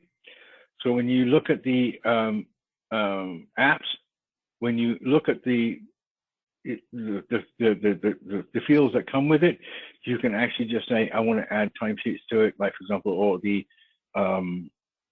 fields and the information associated with the X-ray stuff. Okay, so that's one way to do it. Then right now, so for example, Epic SumUp is an app that I have, right? And I can say customize settings if I want. And I can say, okay, you know what, so these are the three things I want to basically look at. Summary panel, I want to add a field in there for status category, right? Project automation, let me save that first. Project automation, again, this is where you can actually set up some automated functions in the system. So close duplicate issues, right? For example, if you close one and you want to close the duplicate issues, you can set it up that way. When an epic is completed, then close all the stories present. Well, that's an option that you have. That's in the software project. In DevOps, you have different sort of triggers you can build into this as well.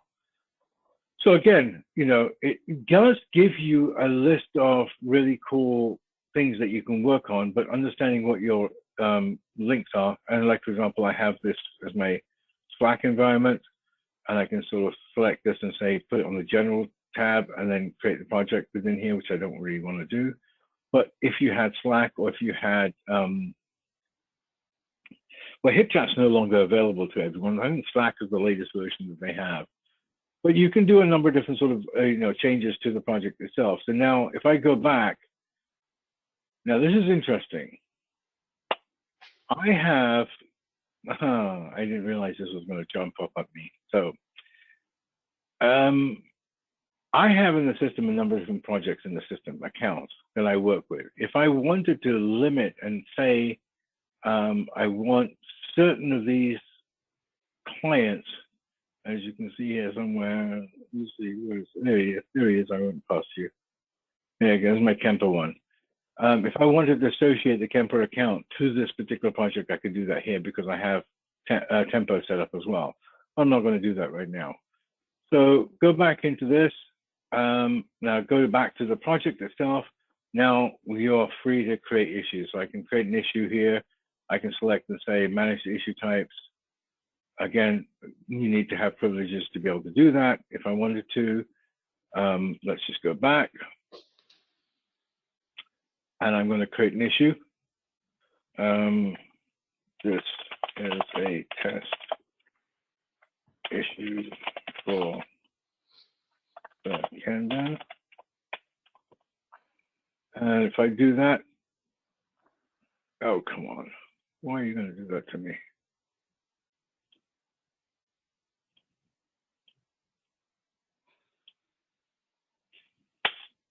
All right, there it is. So if I click on that, now, if you have cloud, which is what I have right now, and this screen, okay, if you have server version, which is not what I'm showing you right now, and you look at the screen and you go, that looks very different from my server version. There's a reason, because they're changing the customization. So what I can do is I can open this and say, where is it? Let me just do this, click on that. And then on here, I can go and say, oh, that's interesting. They've taken it away. Why are they taking it away?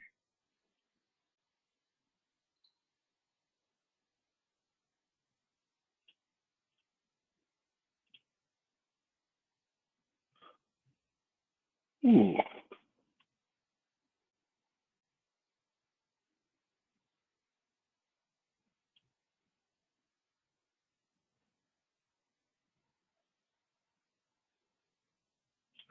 Okay, let me just check something real quick. Go to Fuzzy Logic, which is one of my previous projects.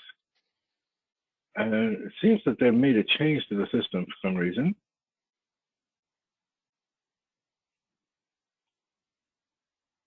See, on this particular project here, okay, it could be the type of project as well. So here, this particular is a previous project that I created before. But because this looks different from the Jira server view, if I were to click on here and say see old view, it would transform the page into something that's more familiar with you, with somebody who's using the Jira server environment. Does anyone, you're all using Jira server somewhere, right? I was at prior organizations, but not at Kemper. Now, Okay. that's part of my confusion too, is the look and feel. Yeah, the look and feel changes. Now you can actually switch between them, and you can switch back to the new, turn on the new issue view, in which case it turns it into the view that you had before. But essentially, that's what it does. Let's go back to admin class. Now, the other thing is I did create it directly within here, and you can do the creation within any one of these particular points, or I can actually sort of do a create admin class, and I can say I want to create an epic this time, and I'm going to say set up a project environment, and let's do create.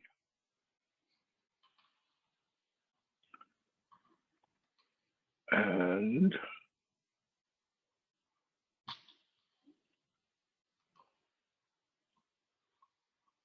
go to issues, and you'll see the two different issues in there. Now, the epic itself is really not going to show up in the board because that's not the way it works. So you'd have to go into the issues view to basically look at it from there, but you'll see that the issue exists.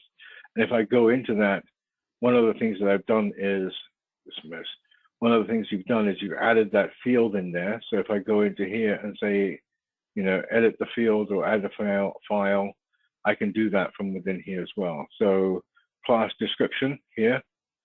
This is the text. This is the text. Oh, I need loads. Text field.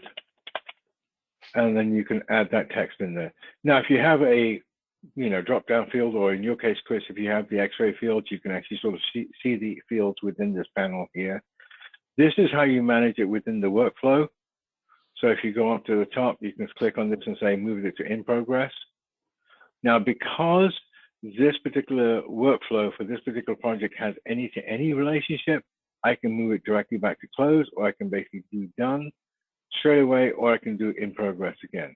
So if you look at the history of it, you'll see that I've moved it backwards and forwards quite a bit, right? That's the one advantage and disadvantage of using this, right? So now that's not to say you can't do some really interesting stuff with this, because even though I've looked at the issue types in here, let's say, for example, click on Epic and edit the workflow, even though there's any statuses, if I click on here, on the actual transition here, right, I can add a rule, right? So I can say update an issue field, assign it to somebody in case, or check an issues field.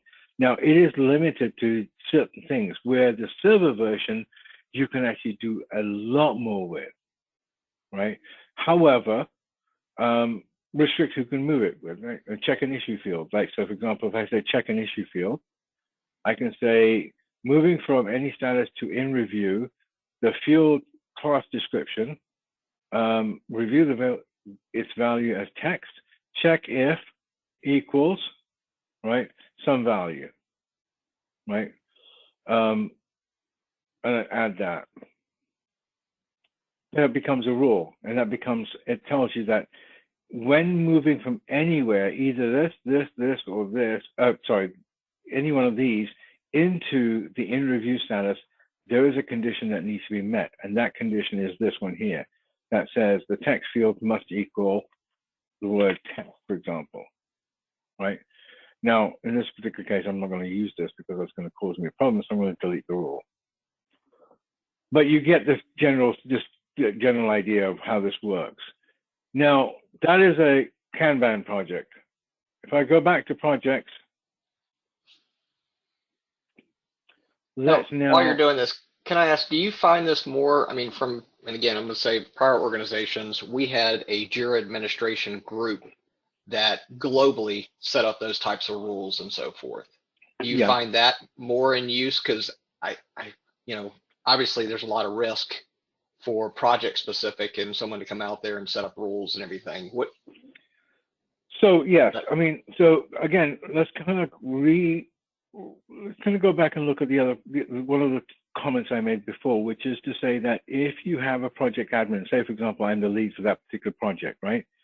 And I'm working with, let's say for example, the workflow that we have defined for the Epic. Now that Epic workflow potentially could be used by just me, in which case I can make changes to it, or that workflow could be used by multiple projects, in which case you have to go to the project administrator to make those changes. Is that what you were asking? I'm sorry.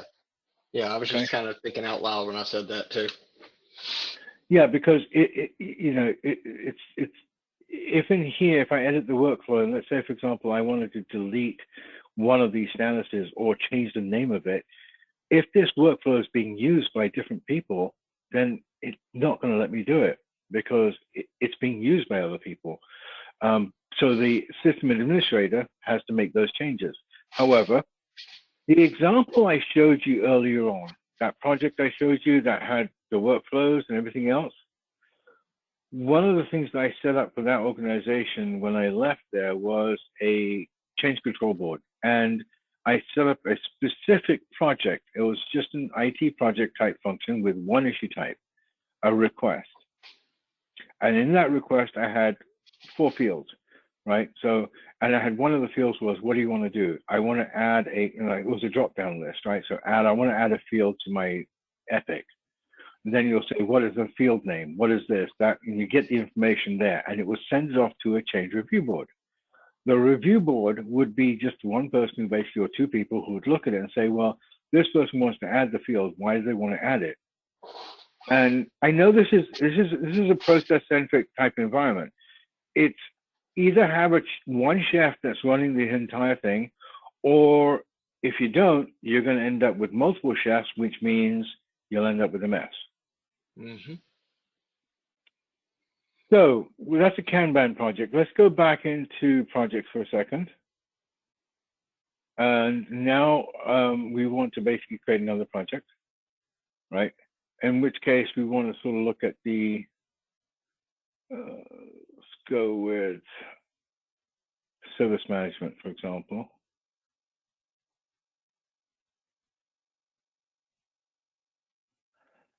So IT service management, use a template, give it a name. So admin service management, well, management, and then create. Now this one very subtly has different sort of issue types as well as workflows, and it does employ ITSM best practices around it. So you'll see that now you'll see that there's a service request, an incident report, a problem report, a change request. You have change calendars. You have service requests, services that you can basically link into. So you can create a service within here to link into different tools to get information. You have channels that you can set up. So you can set up emails, help centers, widgets if you want. You can look at customers. You can look at invite people to your system by sending them an email address. You also have a knowledge base that you can set up for your project, right? There's a number of different sort of features you can add in from a service management perspective. Now, if I go into each of those, they have queues managed already, so I can sort of go, you know, here's my queues. So I open my queues. There's nothing in there, there's nothing in there, and there's nothing in there. I can set up and manage new queues. So I can set up a new queue. I can say, what do I want to have within that queue?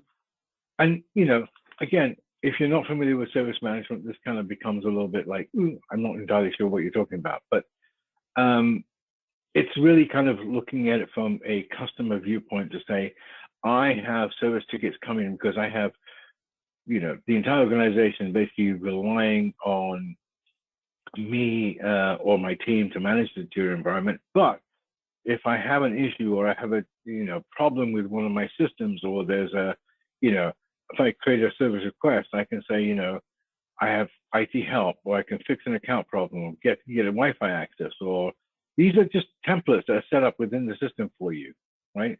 If I wanted to get Wi-Fi access, right, or fix an account, let's just do Wi-Fi, get a guest Wi-Fi.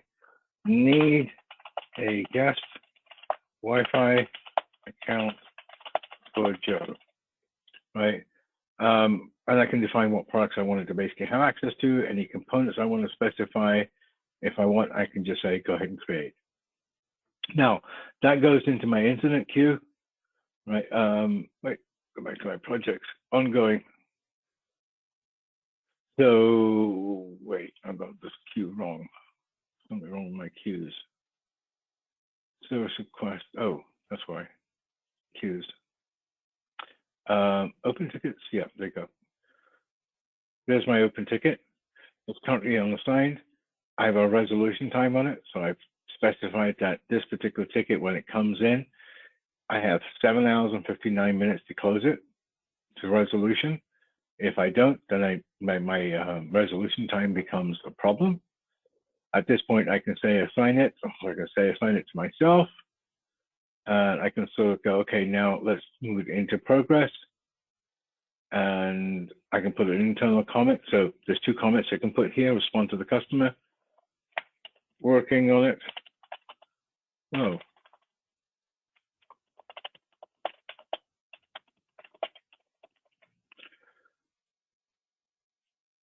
I cannot type today. That's really useful. Looking at guest access, an internal comment, right? Your comment will not be visible to the customer on the portal. This is my response to the customer. This is my internal comment. I can say, way to give me notice, right? And then mark it as in progress. So now I have an internal comment as well as an external. The external comment goes to the client saying, yes, we're working on it. The internal comment is like, way to give me time to basically work on this. So again, This is an IT service management project. Again, you can manage the queues. You can go through this, assign the queues to all the different people, work on it. Now, again, if I wanted to basically make changes to any of this stuff here, I can go into the ticket itself, or I can go into the actual administration. And let's say, for example, view the workflow. This one says ASM service request fulfillment. And you can see here, this is what we refer to as a complex workflow, not a simple workflow. The one that we were dealing with before in the Kanban, where it says all, that's a simple workflow. This one, in this case, the only thing I can do here is cancel the request or mark it as pending or resolve the issue. So I should only see pending, cancel, resolve the issue. All right. So if I were to go ahead and say resolve the issue, that's done, it's closed, it'll be done. Resolution is done. Resolve the issue. Right. Now, so that's just an ITSM project, right? So now if I go into projects again. On the ITSM, is there a way to put an interface, or is it an add-on if you were to do a front end entry on Confluence? What do you mean by a front end entrance? So if someone wanted to open up a service request, we'd want to point them to Confluence rather than entering it straight into Jira. Well, so technically what you'd want to do is basically set up a portal for them. So you want to basically sort of, so in an ITSM request, what I would do in this particular case would be to,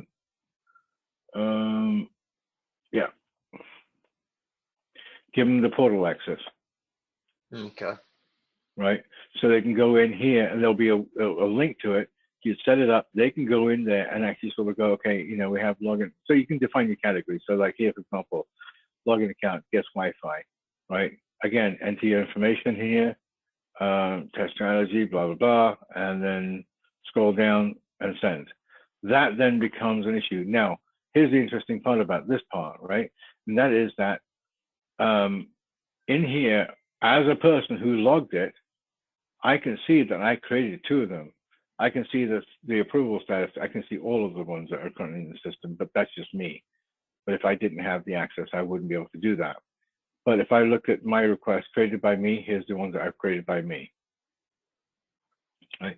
So each user would be able to then follow their own requests, so they wouldn't have to. Now, the other side of this also is the fact that when I created this particular project, right, it automatically spun off a knowledge base for me, and it created a space inside of Confluence, which it knows I have, and created a space for me there, right? Now, if I go into here and I can say, let's say, for example, help with, guest access. It will then show me all the different sort of nuances. We have some current tickets in the system, so you can see that it's picking out things that meet up with that. So it helps the client to basically try and resolve their own issues. Okay. Make sense? Yes. Thank you. Right. Okay, so then we go back into projects.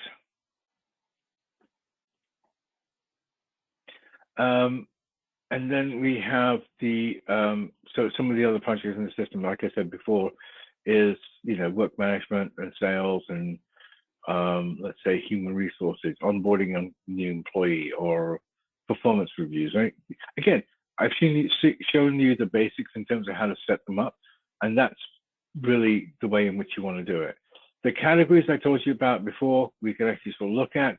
If I look at managed projects, just in general, and I can say managed by class information, I can now limit it down to just the one project, right? I can look at all the different projects. So I can say software, administration, business, and say class information, or show me everything to do with artificial intelligence. Now that's interesting, because if I look at this and let's say clear selected, right? So we created an ITSM project, right?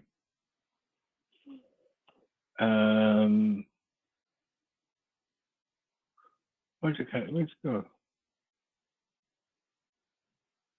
Admin service management, there it is. Now you'll notice I didn't create a category for it, so I need to basically be very careful about this. I'm going to basically sort of go into project settings, and I'm going to give it a category of class information, and then go back to my projects. And guess what I just did? I made a mistake. I was trying to be clever, and I made a mistake. The mistake was I went in here, I selected this, gave it the information, but I didn't scroll down and say save details. And that's what happens when you try and do things on the fly. So now if I go back into project and say, okay, give me all projects I've created for class information, there should be 2. Right? It's a service management project and a team managed software project. Now, the stars on the left-hand side, these indicate whether you want to make them something that you want to basically sort of work with. So for example, add to start, I can make both of them a favorite of mine, right? So if I go into projects, you will then see them in my list, and you can see all these are my favorites, right? If I can actually do the same thing from what I did before. I can just do it straight from the menu. I can see all the different projects that products that I own. I can see the work management environments. I can look at software development. Again, play around with this, have some fun with it, and then kind of work from there. Now let's see. Let's create one more project here for a minute. We're going to create a software development project, Kanban, Scrum project, team-based, admin. Before you click off of that, what does the connect work across your tools? Yes, that's a really good. Okay, so open. So what happens is sync work with other tools so that teams can easily access code deployment, blah, blah, blah, for June. So you remember I talked about the enterprise application, right? And the enterprise application could have multiple projects associated with it. So in this particular case, I'm creating multiple projects and I'm linking them all together to a release schedule. Right? So I can say, at this point in time, oops, sorry, go ahead. So I can say connect across, and it would basically sort of go, okay, what's next here?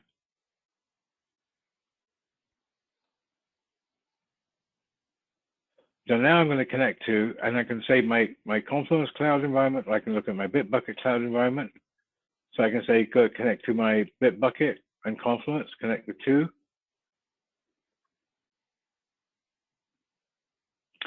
And then go to project. So now I've created my project. I have connected to my code environment. So I can now go ahead and create an issue. So let's create a story. Go create. I'm going to open the issue up. Right. And now what you're going to see is the ability for me to be able to sort of go, okay, we want to assign it to a particular sprint, but we haven't got any sprints right now, which is fine. I can now connect my Slack environment to it, but if I wanted to,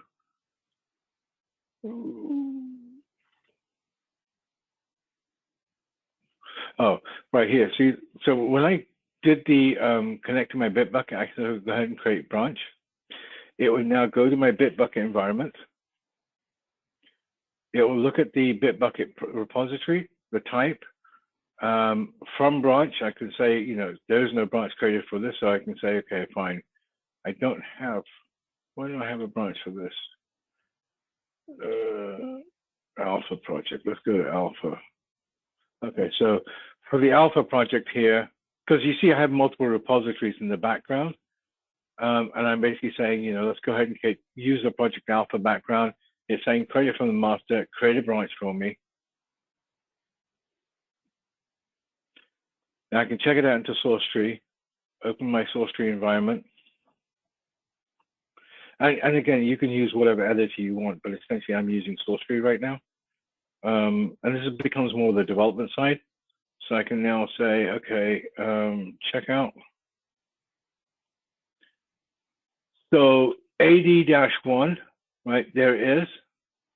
And I've got my text in here, and I can say, okay, you know what? There's a file in here. Now I know my repository here is changed, but this gets into more of my development environment. Does that help you from that perspective? It does. Okay. Let me see if I can have, let me bring up my, where did I put it? Where did I put it? Where did I put it?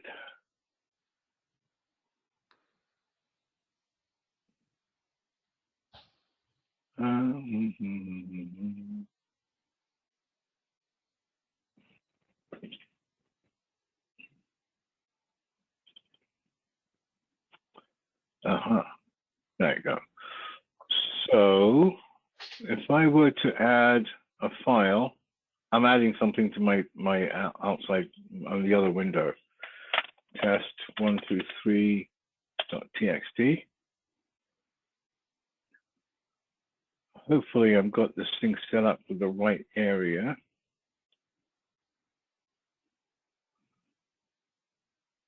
Where am I looking at right now? So let me change it.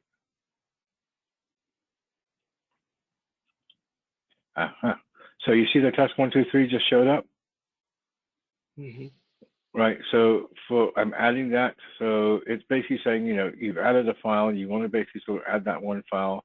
So I say commit that. Here's my 123 file, stage it, select it, put a comment in here saying test, and do I want to push the changes automatically?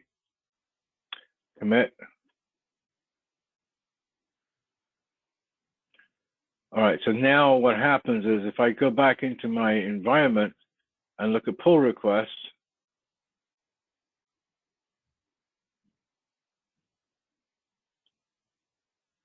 create a pull request, 81, that's the one I want, master, create the pull request.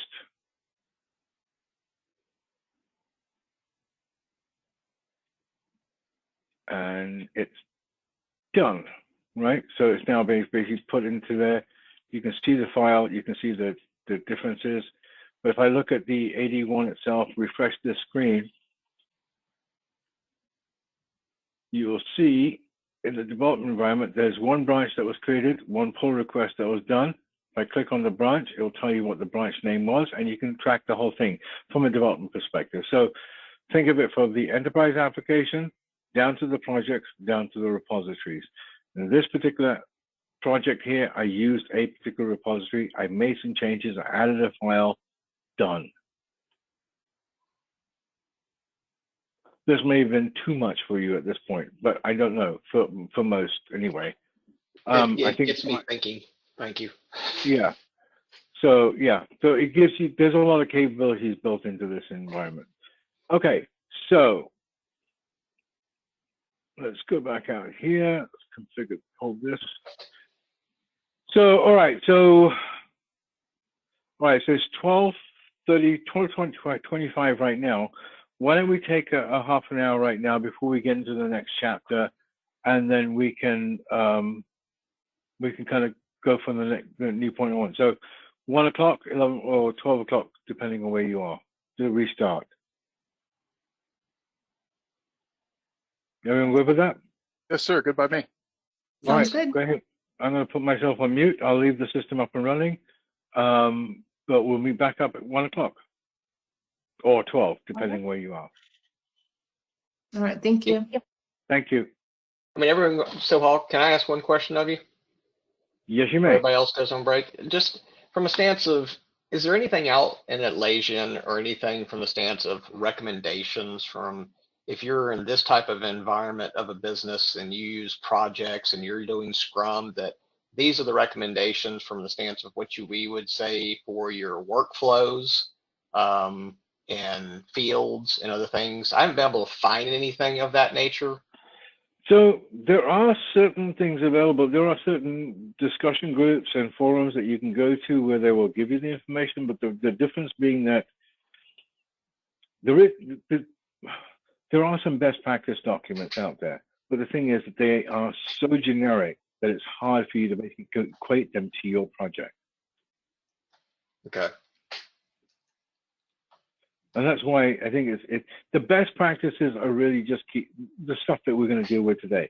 It's like, you know, you're managing your custom fields, managing your workflows, managing your screen schemes. Other than that, it then becomes more tailored to your projects themselves. Yeah, I mean, it's like just one thing that came up yesterday is we were talking about a project and they had it where, you know, they have QA is actually the QA effort is actually a user story inside of the project. Now, I'm not saying that's wrong, but it's definitely unique from what I've seen in the past. Normally it was a task inside of the user story and you had a, you know, workflow within your Scrum board that was QA and you would just move things over.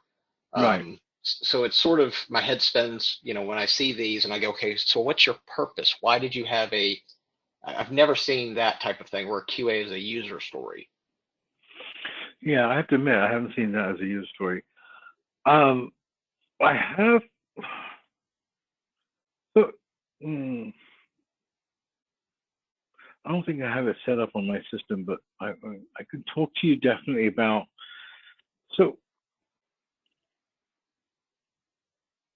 let me think about this for a second before I answer that question. QA process being a user story, how are they defining the QA? What are they defining within the user story itself? It's not, it's just a straight description and that's it. I mean, that's why I can't figure out how they're doing it. I can't find a standard to understand it enough. So it sounds to me like somebody came up with the idea of basically saying create a used, rather than using the workflow system, they said create a story and we'll call it QA process. And then we know by doing a query on issues of story type, but that doesn't make any sense. Why would But I didn't do even that? see them linking it to the other user story. That's where I just couldn't figure out how it's even being used if it's set up like that.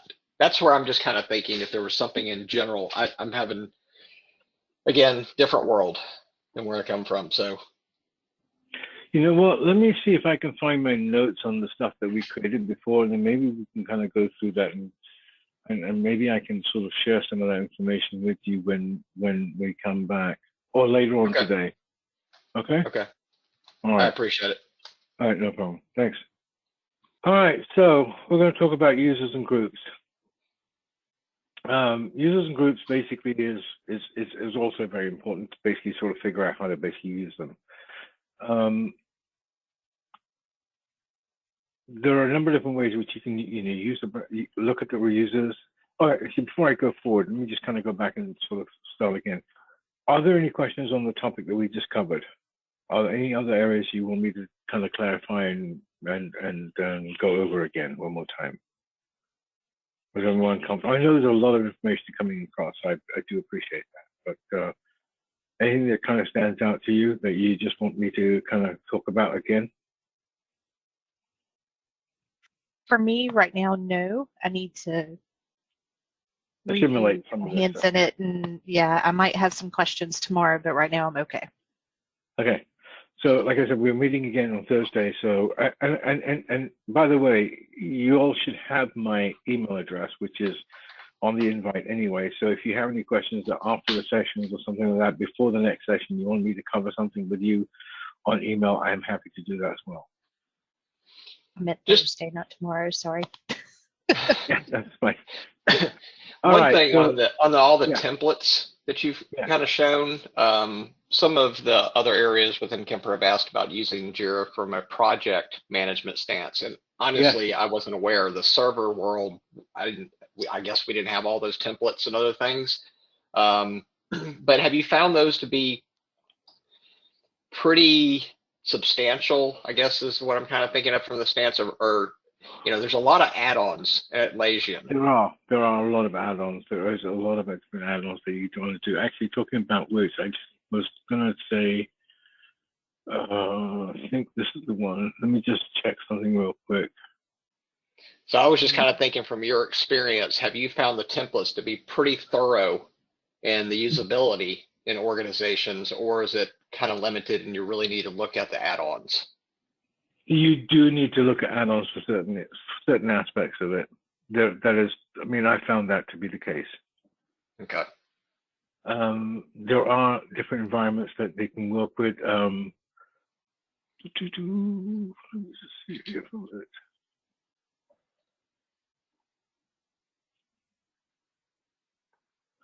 Okay, so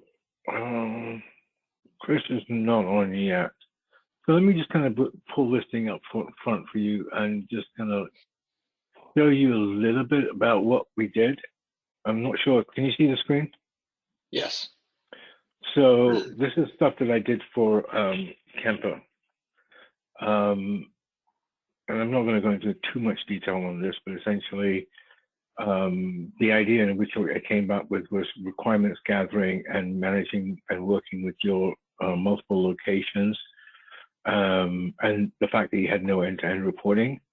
And so what I did was I came up with a solution that basically says, products you need to have are Jira, Confluence, Bitbucket with Jenkins, and then I recommended Space Tree Creator, Easy BI reports and charts, tables and filters, Epic Summary, Dependency Viewer, the Bitbucket Jenkins plugin, and then in green was optionally do the easy drop-down menus and QC documents for Confluence.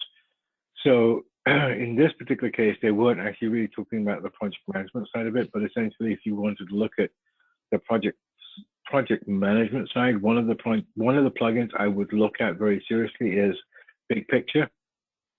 Yeah, that's what I've heard.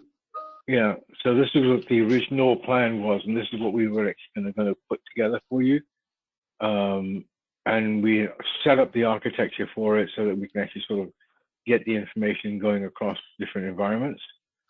And then, from an overall perspective, ServiceNow basically generates a project ID that goes into Confluence and Jira and Bitbucket back down through there and looks at all the requirements. And this was really kind of the environment that I had set up for them at that time.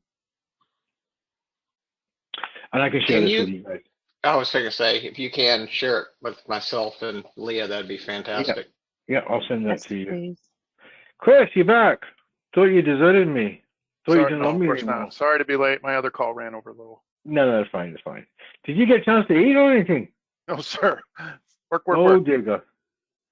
There's just no rest for the wicked, is there? Anyway, all right. So I appreciate you joining. We were just kind of covering a couple of other points that I had done some work for Kemper before, and we were just covering some of that. So we hadn't actually gotten started yet. So anyway, now we've got full house. Let's talk about the users and groups, which is the next thing we're going to do. Now, so Hal, one other little bit of high level. I think we were still recording on lunch break. Can you tweak that to remove the 30 minutes? So if we watch the recording again, it won't be there? No. Yes, So what's I'll going to go through happen and is tweak after we get done with this, Damien is actually going to go tweak because he started about 20 minutes ahead of when we started. So he's going to go back into the recording, cut out all the blanks, and then send it, and then concatenate it and send it to you. Thank you so much. No problem. No, we weren't going to make you sit through lunch again. All right. So, so this is basically, some of this is going to differ between if you're using Jira Server versus the cloud environment. The Jira Server environment has a little bit more structure built into this than the cloud environment. However, the concepts and everything else are going to be the same. Basically, you can, from the browser information, from the browser, you can actually create new users, invite users to sign up, manage user details, add users to groups, and view users within project roles. Now, the one thing that you're going to find is, well, a lot of companies are going to be accessing LDAP or Active Directory through Jira, whether it be using the cloud environment or not, because you can still access the Active Directory through that. in which case I would basically recommend that you set up everything within the Active Directory, set up all the groups within there and add the users to them at that point, and then they inherit the roles going into Jira. But if you're using native Jira, then basically what you're going to be looking at is this environment here, where you can define all the different users within the system, and you can also define, what the activity was, what roles they're going to be performing, and what levels of access they have. The other side of this also is that you can invite users to the system, and if you invite them, you're going to provide them with an email address, and they'll get sent a notification. That notification then has a link in it, and then they can actually sign up, and they'll have external access to your system. Once you get the information about them, you can actually set up by default. You can set it up so that depending on if you invite them, you can actually invite them, and at the time of inviting them, you can specify what things they're going to have access to. But once they're in the system, if you look at it from a site admin perspective, you have the details about what they have access to. So in this particular case, it's me, my user. I have access to the site. I have access to the service management tool, the Jira software tool, the Confluence tool. I'm a site administrator for this, and I'm also a part of the administrative group. Now, normally what would happen is you'd really kind of get a person who basically doesn't have access to has access to the site, but you're only going to give them, say, for example, access to Jira Confluence, or you may just give them access to Confluence, because Jira software may not be part and parcel of what they're looking for, but Confluence is, and therefore you may just give them access to this. By generic default, most people have access to both. And I'll explain why, because some of the things that you can do inside a Confluence, like, for example, some of the things that we talked about for creating for Kemper, is that when you create requirements inside your Confluence, right, you may actually want to specify and say, okay, this requirement's now done and ready, and you right-click it and say, create a Jira ticket. Now, in order for that to happen, you have to have access to Jira software in order to be able to do that. So most users are going to have access to both Jira software as well as Confluence. And that also works well for the licensing count as well. Okay, adding users, as I said, I think I jumped ahead a little bit. Adding users, for example, best practice is to use your LDAP or Active Directory and set up your groups there. Advantage is that inserting a user into a group means that the user inherits the permission. So when you create your groups, which you haven't actually gotten to yet, you'll set up your groups to have access to different permissions, right? Those permissions and those groups will be linked together. Now, if you set it up in LDAP or Active Directory, what you're doing is you're making your life easier, because when you add somebody to the system, if you do it manually from within Jira, you're not using Active Directory or you're not using LDAP or anything like that, then you'd have to go into the systems, look at the user, set them up, access this, do that. There's a various different clicks you have to go through. But like, for example, the onboarding process I've defined for different companies, I send off a subtask to the operations group to say, create this person as a user.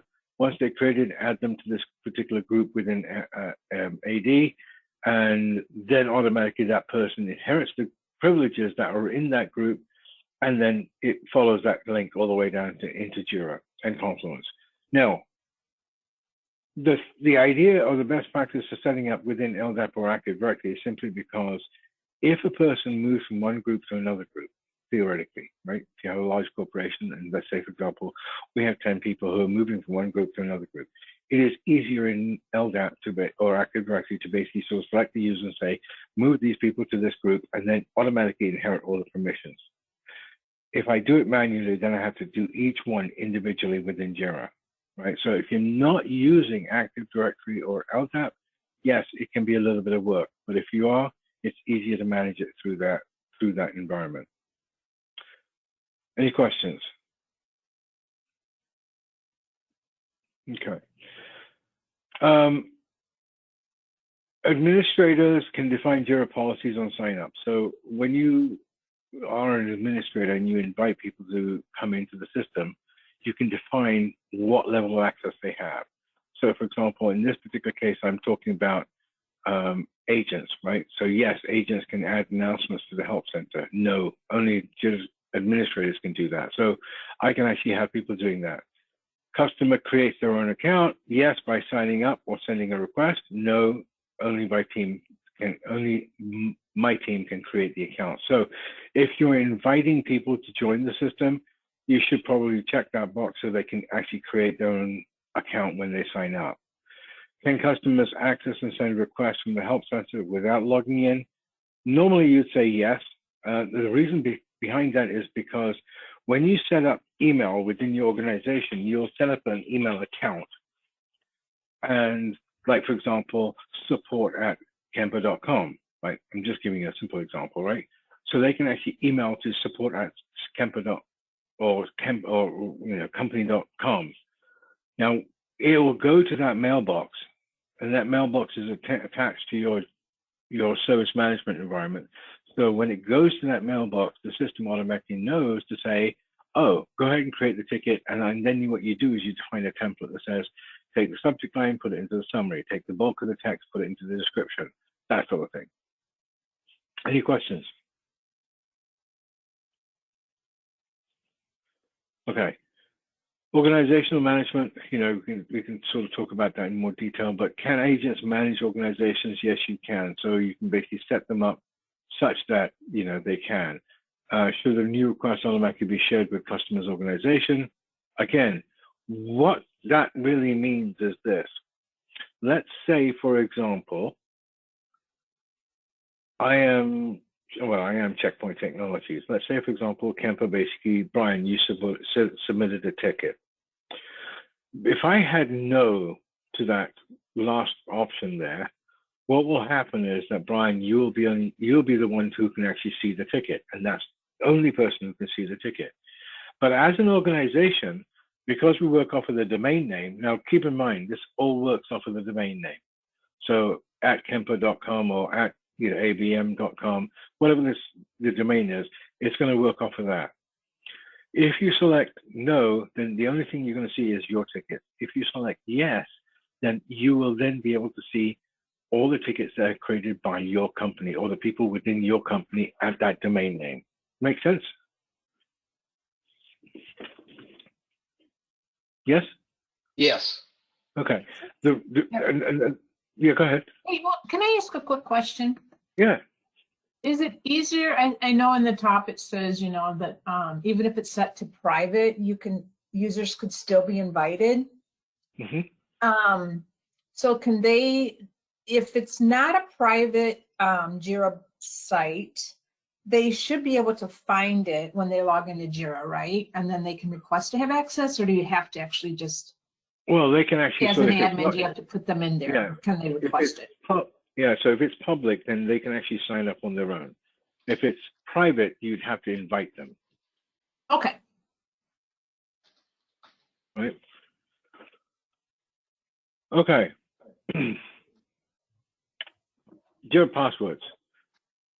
Again, authentication can be done through SAML, SAML, single sign-on, which is what most people will do, because once you sign on, especially if you're using Active Directory or all that, then once you sign on, you get access to the entire suite of Atlassian tools. So you don't have to basically go, when you go from Jira to Confluence, you don't have to log in again. It just carries your user ID across to Confluence, right? So that's the one nice thing about this. And of course, with single sign-on, with any of the applications you have within the organization, you can also do that as well. It will work across the organization. Make sense? Okay, so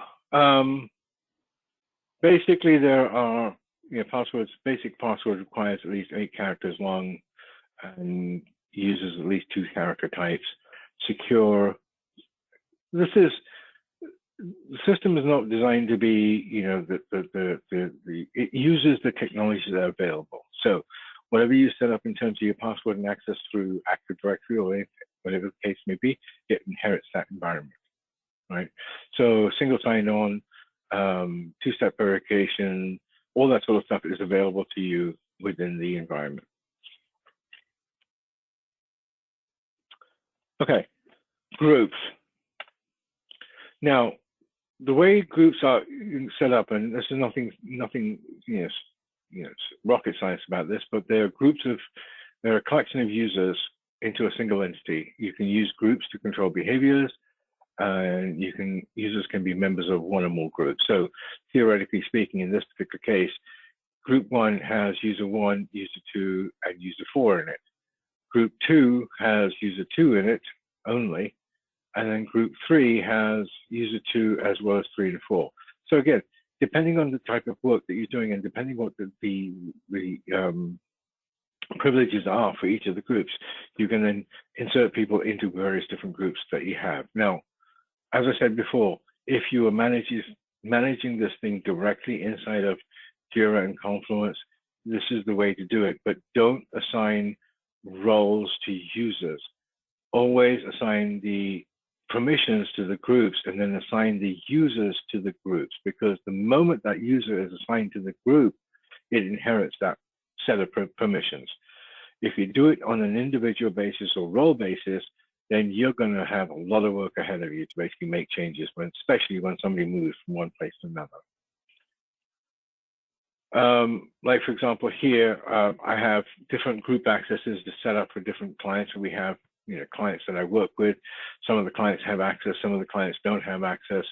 And all I can do is I can actually go in here and set up all the different groups and then allow the person or the group to have access. So for example, this particular client has access to the Jira system, and so does this client, and so the Confluence users, and so my contractors.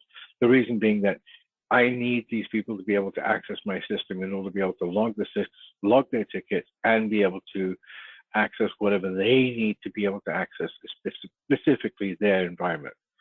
Now, this is, if you've worked with Jira before, you know full well that this doesn't seclude or exclude a person having access to Jira and then being able to see every single project in the system, right?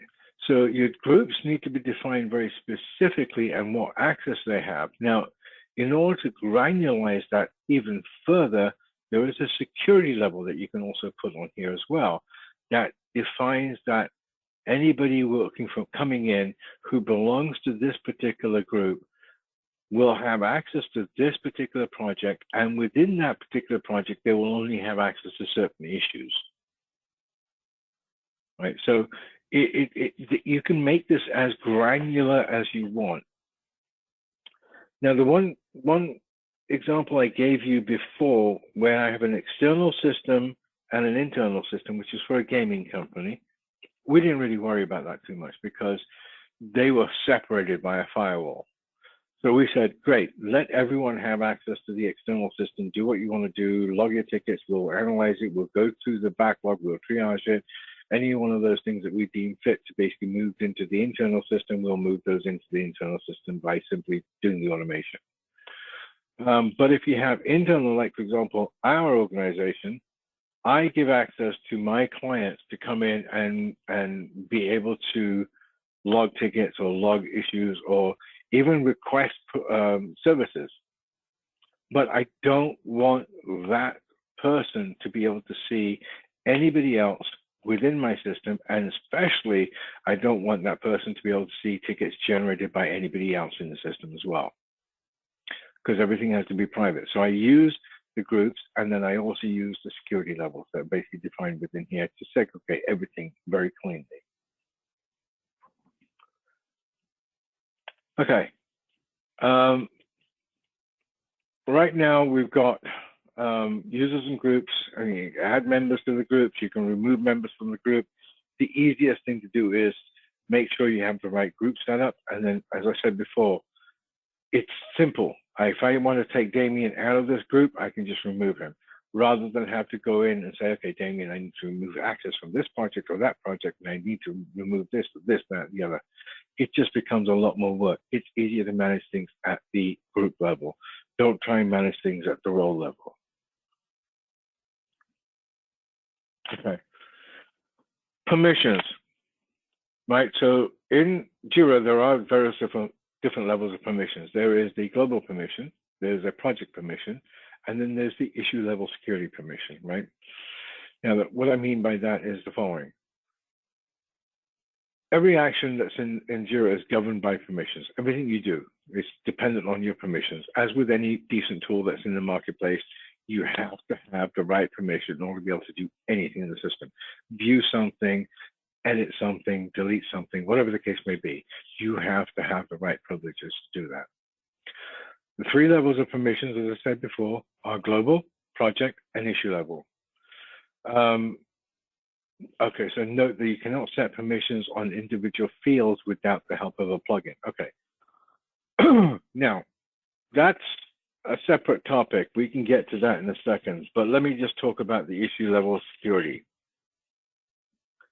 In my system, as I said, I have my clients accessing our system, but I'm very specific about what they can see and what they cannot see.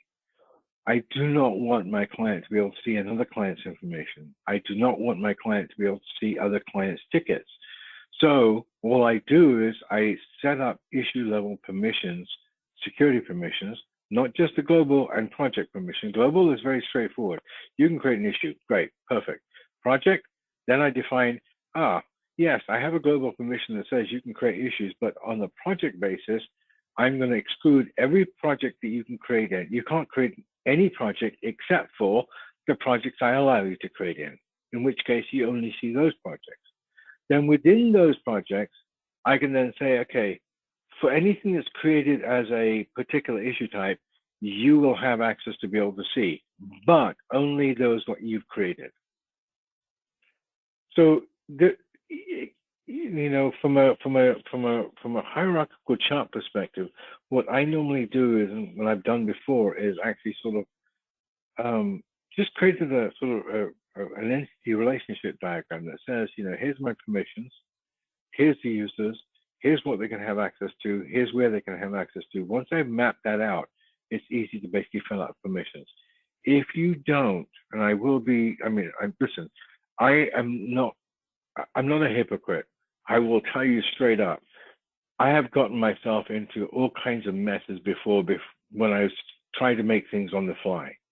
And I'm pretty good at using the system, but it sometimes does get me tripped up as well, because if I don't think about what I'm doing and I just think that I'm smart in the system and I'm going to go and just edit the permissions, 9 times out of 10, it will get me in trouble somewhere along the line. So just kind of be aware of that. Global permissions, right? So create and administrate projects. These are the global permissions, right? So Jira administrator, browsing user groups, share dashboards, manage groups and filters, right? So global permissions set up in here, it's the administrator function only. There's one site admins can grant this permission to user access. So I'm a site admin.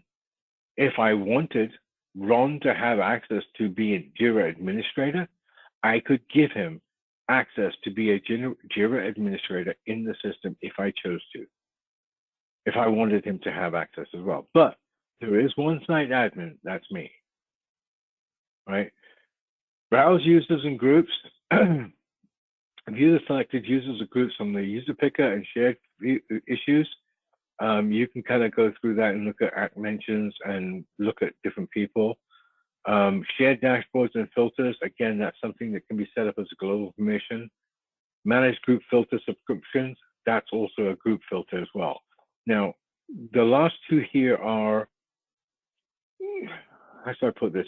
They have certain restrictions on them. So let's say, for example, Jackie, you created a dashboard. And that dashboard you created, right? You just want yourself to be the only person who can have access to it. You can set that dashboard as private, overriding the rule that says all dashboards are public. Okay. Right now, if you wanted to make it public, you don't necessarily have to make it. Well, okay, let me just restate that. You have options. In your dashboard itself, you can choose to expose the dashboard to the people within your project. You can choose to expose that dashboard to a group of users, or you can choose to make it public, which means everyone has access. So you have multiple options there as well. Okay. And then managing group filters, again, you switch that on as a field. What that does is actually, in some respect, very useful.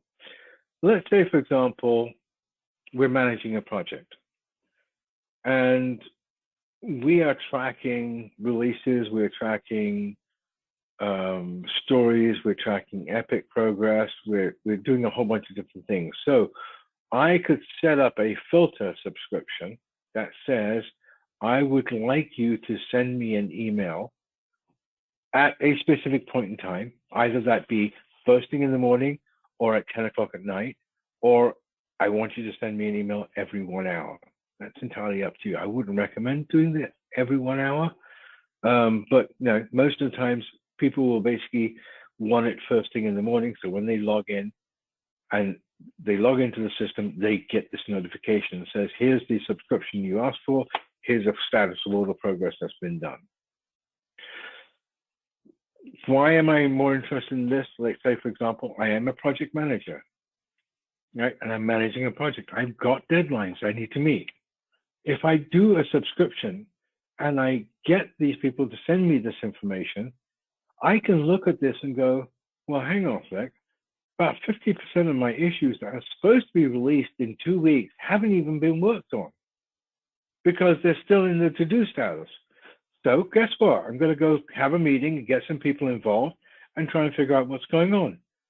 Or I can look at it from a statistical perspective and say, well, great, everything's working to my to the plan. I've got 90% of my issues are done, 10% are left in progress, but they'll be done. I've got 2 weeks, I can track it, that sort of thing. So those subscription filters are going to be useful in specific areas that you are in charge of or need information about. Another area that also basically is useful is for people who are using ITSM or service management tools. With service management, you can set up SLAs, right? Service level agreements. That ticket comes in, that particular ticket has to be addressed within, you can even set it to the point of saying that ticket has to be opened within 1 hour of the receipt of the ticket. Then that ticket has to be completed within 6 hours, depending on the severity level, right? If you run a subscription on that system and put in a query that says, show me anything that's going to be close to breaking my SLA or has broken the SLA, you can keep track of it that way as well. So there are many uses for the group filter subscriptions.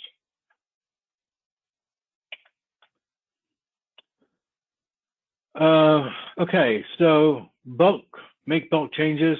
Again, this is a global permission. So when I'm in the system and I basically decide that I want all my issues to be assigned to me, or I want to move all these issues from one project to another project, or I want to move them through the transition. So for example, there are 50 issues and I need to move them all to done for whatever reason. I don't want to have to sit there and go through 50 single issues and move them all individually. I can just say, do a query, show me all the issues that come back from the query. Is that correct? Yes. Select all, transition to the next issue status, which is done. All right. Again, bulk issues can also be restricted by project-specific permissions as well. Granting permissions to make bulk changes may be risky. Now, Chris was on the call when we did the basic training, and I'll basically reiterate this. When you make bulk changes within the system, I'd be very careful when you do them. If it's like 5 or 6 issues, no big deal. But if you're going to be bulk changing or moving issues or changing a status within an issue, you want to try and do that in a downtime cycle because it will chew up performance, right? So you want to make sure that you do either set it up to work after working hours or first thing in the morning, or maybe even at lunchtime. But then lunchtime becomes also a problem because if you have a distributed environment, you got people in India or China or Korea, whatever it is that they're working on the system, the time scales are going to be kind of weird. So best thing is to find an appropriate time that satisfies a downtime within the organization, and then have those bulk changes done at that point in time.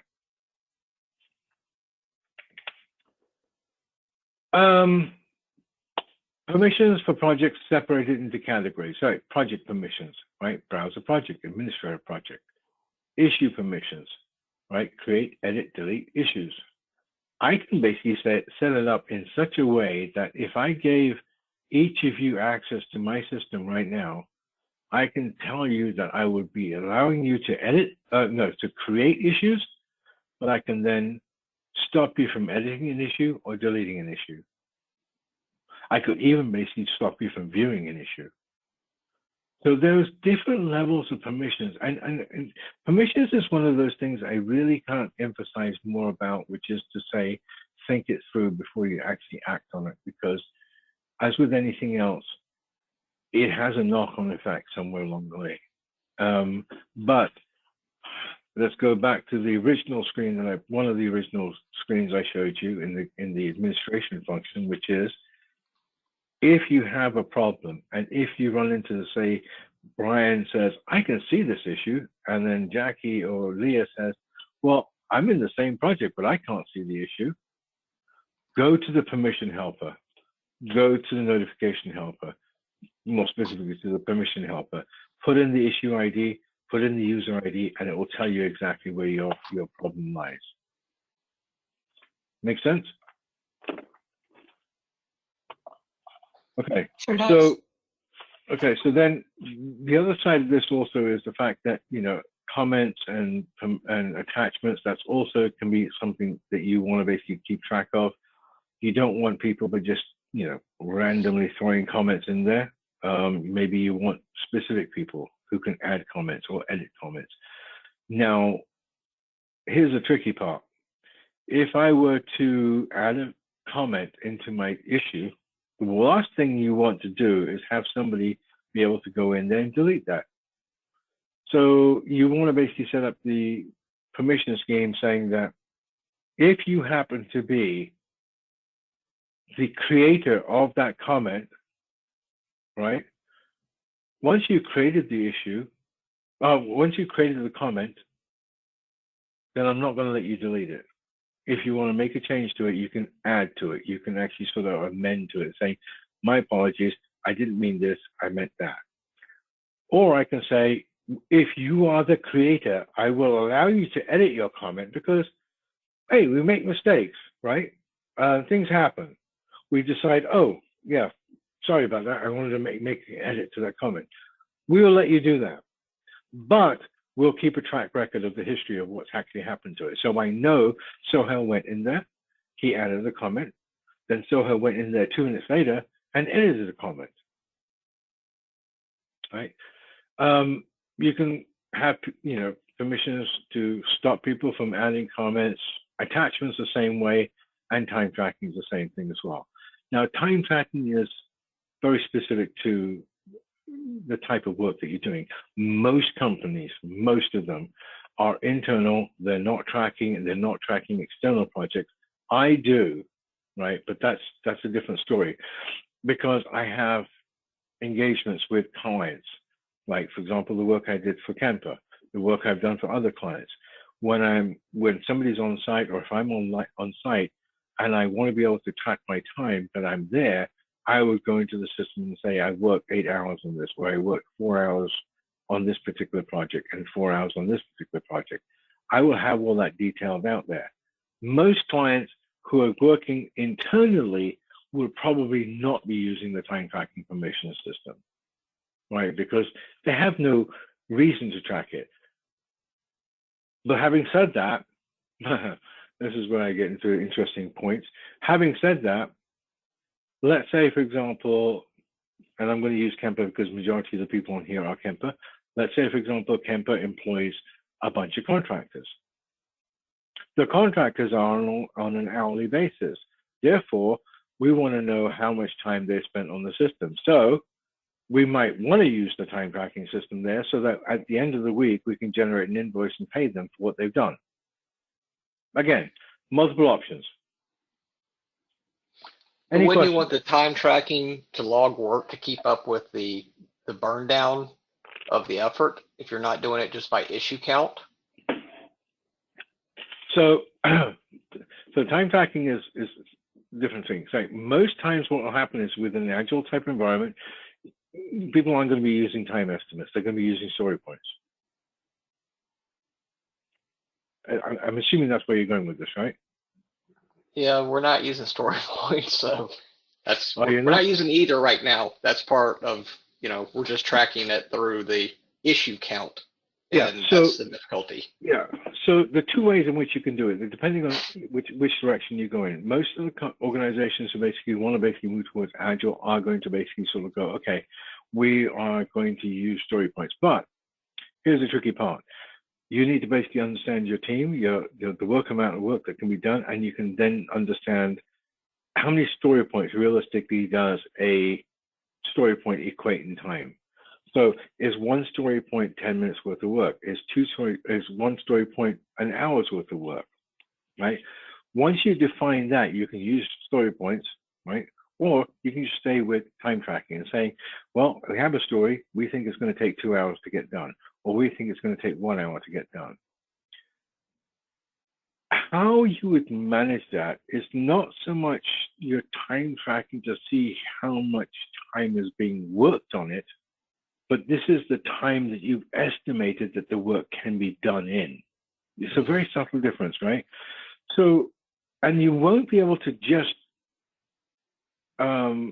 magically come up with a number. And this, so I've done a lot of agile coaching for people. And once you set up the pods, once you set up all the people, and let's say, for example, we have decided that a story point equates to a certain point in time, right? And we assign the story points to those particular stories, and then we go into the sprints and we add, let's say, for example, we're thinking we can only do 10 or 12 points in one sprint. So we add those issues into the sprint and we work on it. Then then you complete it, then you basically decide, in the retrospective, you basically look and say, did we actually complete everything, yes or no? If we didn't, what happened? We're missing on, we didn't complete this particular story. Okay, great. We're learning as we're going along. Generally speaking, it will take you a good 6 months, 4 to 6 months, realistically, to understand the real velocity of your agile teams. And there are conditions on basically figuring that out. The team has to be set up. The team has to have very specific people within that team. They cannot move from that team. They can't be like 50% on this team and 50% on that time. Well, actually, no, we rephrase that. They can be 50% on one team and 50% on another team, but they cannot not be part of that team. Once you've gone through that series of analysis, you then come up with a good idea of how much work can be done within a particular sprint by that particular team. This is not what I'm talking about here. This is really just kind of like people who just log work and say, I worked 3 hours on this, or I worked 2 hours on that particular project. That has nothing to do with the actual sprint and the length of time on the sprint. It's just totally separate things. Make sense? Yes. Okay. Permission schemes. So there is a permission scheme that you can set up, right? Each project permission can be assigned to users, groups, and project roles. Project roles provide a perfect mechanism for minimizing configuration work. The scheme is then assigned to the relevant project. See the next slide. So let's go to the next slide. So here, in this particular case, what I've done is I've created different schemes. I have a service desk scheme, service desk customer scheme, JST admins, developers, and then administrators. I can add a new role to this, right? And I can define what the usage will be, and I can also define what the membership will be for that particular group, right? So here's the project roles, here's the actions you can perform on it, and then you can track it and manage it that way. Then what you do is you then assign those schemes to the projects themselves. So here, I have a default software scheme that's assigned to all these particular projects here. I have a default permission scheme for these 3 projects here because that has a very specific functionality.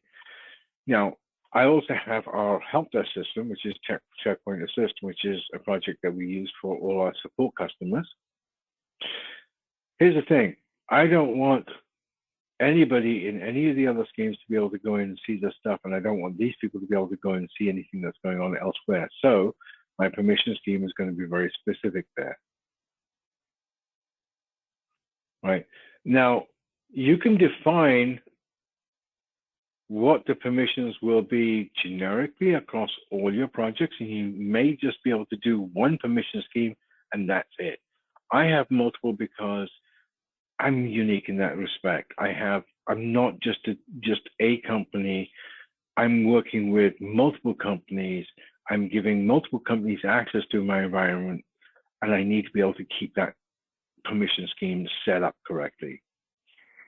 If I were Kemper and we're just internal systems and nobody really has, there's no privileges or anything like that, we just have one permission scheme that says everyone can create an issue. If you have assignment to the project, you can create the issue, you can edit the issue, you can view the issue. You can bulk change issues, you can do all kinds of things like that. Then it's okay. So again, looking at it from a role perspective and a think, do, perform function, what is the actual basic level that you want to have, right? If you can get away with the least amount of changes or separation within the company, maybe you should do that. If you have, I mean, you guys, so I'm sorry, Kemper and who was the other company you guys merged up with? You guys were part of that company, right? What was it called? Come out AACC. So again? Well, yeah, there's a couple. Oh, I know there was one that was when I was working with it, they were going through this thing. Anyway, because the 2 entities are coming together, right? Those 2 entities may have separate Jira environments, but you're now bringing those 2 entities together, and you may actually sort of decide, actually, for the time being, I'm going to set up a permission scheme for that entity and this entity, and neither twain shall meet. And then once you get to a certain point, you can then start relaxing those permissions and then merging those projects together and start working that way. So there's different ways in which you can look at it. Okay, any questions? All right, this is what I talked about from before. If you run into a problem with this, go to your permission helper. It's a great thing. All you got to do is basically say, okay, here's the user number, here's user ID, Sohail. Here's the issue. Oh, well, Brian, he can't see that particular issue ID, but yet Jackie can. Okay, put that issue in there, put Brian's name up there, and whatever permission there's, view issue or view browse project, whatever case may be, is from the drop down, submit it. It'll tell you, or it'll point you in the right direction. Right? So if you ever get stuck and you can't figure it out, go to permission helper, it will help you. So now we deal with issue level security. Before I get into that, are there any questions that you need me to repeat or cover over again for the previous section? Okay. Now, this is where it gets interesting. I have various different projects in my system, and I have various different groups in my system. And then what I'm doing is I'm setting up security levels within each of those groups. So theoretically speaking, if I look at this particular screen and I have up and running, I have internal users, I have management, I have Chicos, and I have arbitration, right? Now, this particular issue screen, the issue security internal team, is being used by an internal project, my professional services project, and attraction project, right? My professional services and the internal projects and the attraction projects all have the same sort of capabilities, and they have the same sort of information, and I want to keep them all separated. So I defined this issue security level that says, if this, anybody accessing this professional services project has access to or is part of the arbitration group, right, then they have certain access that I can define to it. And I'll go into that in a second. If the person coming in and the user ID is part of the Chicos group, then they have certain, access as well. Now, what does this really mean? I just do go backwards or forwards. No. Oh, that's interesting. That was a duplication of 5. Yeah, that's basically a duplication of the sign. It's the same concept. This is the security level. That's the group. That's the name of the group and the role. Now, what that means is that when I go into Jira, and let me just pull out one before I forget, because there's something I need to basically show you. Jira.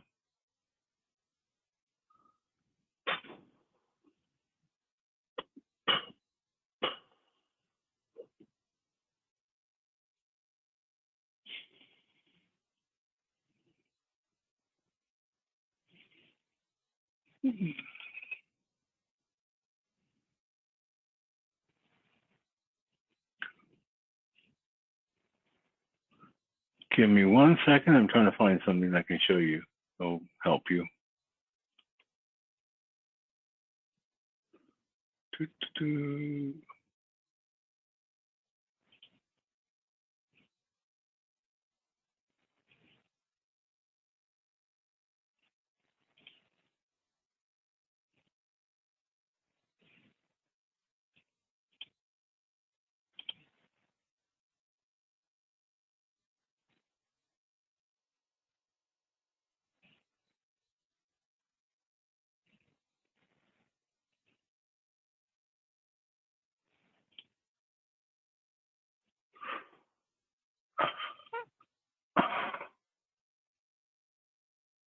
I may have to find this to show it to you in a bit. I can't find a relevant one to show you. But essentially, I have certain issues within my system that have a field called security level. And if that security level is set correctly, which it is, it will not allow anyone to be able to see anything apart from what's actually set in that security level. And when we go into the practical session at the end of this module, I'll make sure I pull one up to show you how that works. Okay. Default groups and permissions, right? So Jira Administrator is all applications. Jira Core users, Jira Core. Jira Software users, just Jira Software. That's fairly straightforward. Jira Administrators, application all, contains people who are Jira System Administrator by default, is a member of the administrator role, has administrator and Jira systems. Global permissions will be limited to a few users, not super users, provide unlimited access. Now, one of the things I found is the biggest killer for this system is when you assign too many people to be highly privileged. I think that's the best way to put it, because everyone thinks they have the better way of doing it, and nobody comes together as a consensus to figure out what's the right way to do this, what's the best practice that we should use. So some organizations, I mean, there was literally, I'll give you an example of one organization I work with, open plan office, right? I'm sitting literally about maybe 10, 12 feet from another person who's working on a different project. I'm talking to, one person, I'm saying, show me how you manage your defects, show me how you do this. And he said, okay, here's your defects, here's how it gets created, Here's how we manage it. Here's all the fields that we filled in, blah, blah, blah. Okay, great. Walk across to the other group and say, okay, so how do you guys manage defects? Had a completely separate process for doing it. I'm like, wait, why is yours different from theirs? Well, because we know what we're doing. Hang on a sec. It's not we, it's the organization. What does the organization want to deal with? How does the organization want to basically handle a defect? And, you know, because there were just too many cooks in the kitchen. Everyone thought that they had their better way of doing it. So therefore, they had their own schemes and permissions and whatever else. And that caused a lot of different problems within the organization, which, you know, again, like I said, you need to avoid. Jira Core, Jira software, again, basic stuff. I'm not really going to go into it too detailed because that's just general access to the system. Now, the one thing is, note about external user management, right?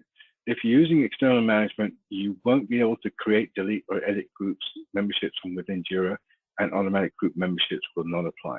However, you'll be able to still assign them into the project roles. So that whole paragraph, what does that mean? The moment you assign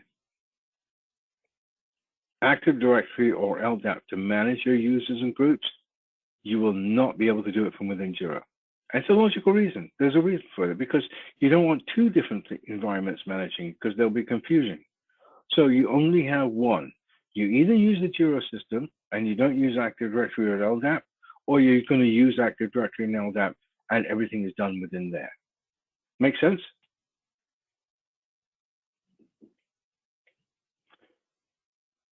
Okay. Everyone falling asleep on me? Oh, and we actually had some experience with this. We did have a third-party management company helping us with the Jira instance of Jira at one time, and we encountered this. Okay. Yeah, that's exactly what's going to happen. So you just got to be very careful about how you do this. Right? All right. So let's go to the quiz. All right. So which of the following can be assigned as a member of a project role? Select all that apply.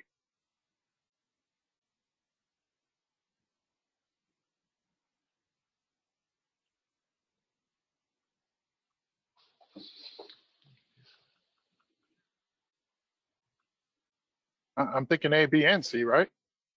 No C. It's A and B. So the There's other no roles, I was thinking of that as like read only or something like that. What No, but what you're saying is here is which of the following can be assigned as a member of a project role. So it's users and groups. It's not the specifics about what goes into the, right? So some of the questions are designed in such a way to basically kind of like, you kind of look at it from a specific point of view. As a member of a project role, I can assign users and groups. That's it. Right. Which of the following issue security levels are used in a new project by default?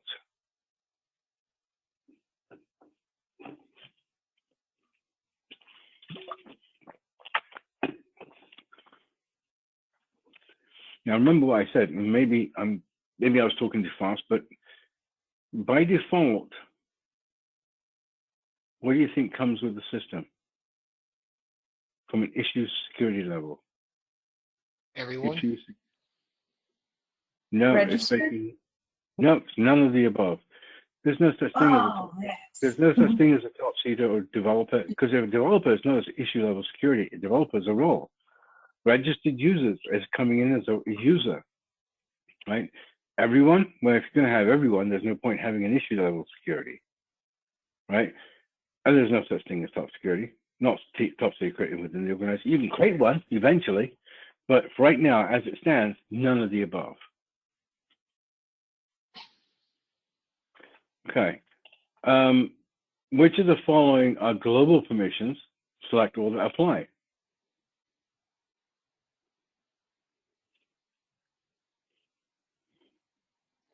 A, B, D.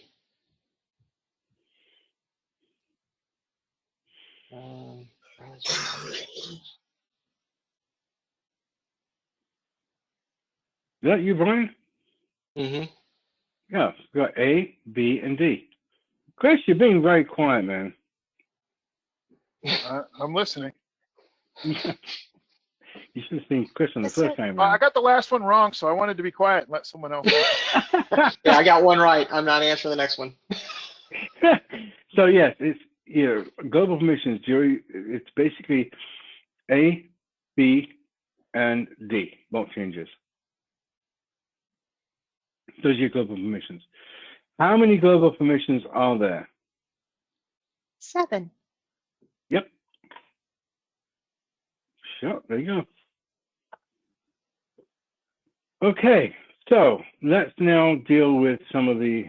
Before we get into the next section, we are at 2 o'clock, which is fine. Let me go and give me a minute. I'm going to bring up something that I can actually look at so I can show it to you how this works. Talk amongst yourself for a second.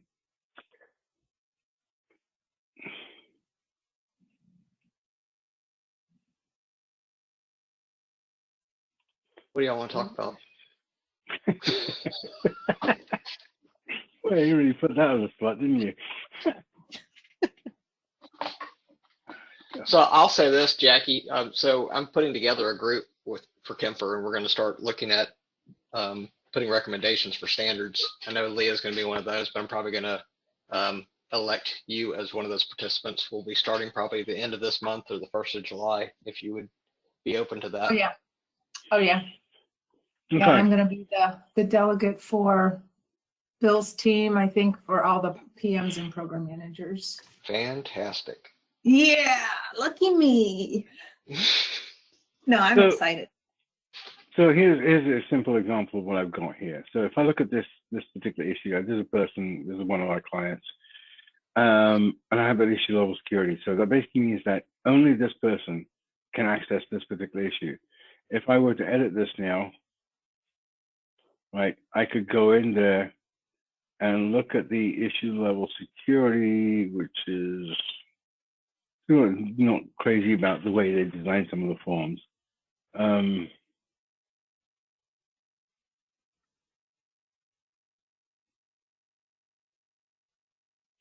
Oh, internal information, that's why. Yeah, so my issue, so this is basically saying that security levels inherited from the parent. So if I cancel this and go back to the parent issue here and go back to the parent, you can see that if I edit this now, right, in here, you should see, where are you? Oh, what am I doing this for? So right over here. I have multiple issue level security set up. So depending on the client, depending on who you are, I will basically assign the level that you have access to. So the only thing you can do is access this particular issue out of all the hundreds of thousands of issues I have in the system. This person can only access this issue and any of its siblings. Make sense? Mm-hmm. So what I did was, in order to be able to do that, if I go into issues, and we have issue types and set up in here, which I'll go through with you, but I also have issue type schemes. So if I now go into here, right, and look at, so for example, if I go into management team, for example, let's go into management team, right? There's a level, I don't have a sub-level within here. So it's also used by one project. So let me go back into issue level schemes, security schemes, internal teams. So this is internal teams. This is used by 3 separate projects, right? So internal, professional services and traction. Then the one that I looked at just now was this one here. And if I edit that, that's right, I edit. If I go in here and actually sort of set it up, you can see that it has the groups arena. And if I look at the group, it then tells me what else is there.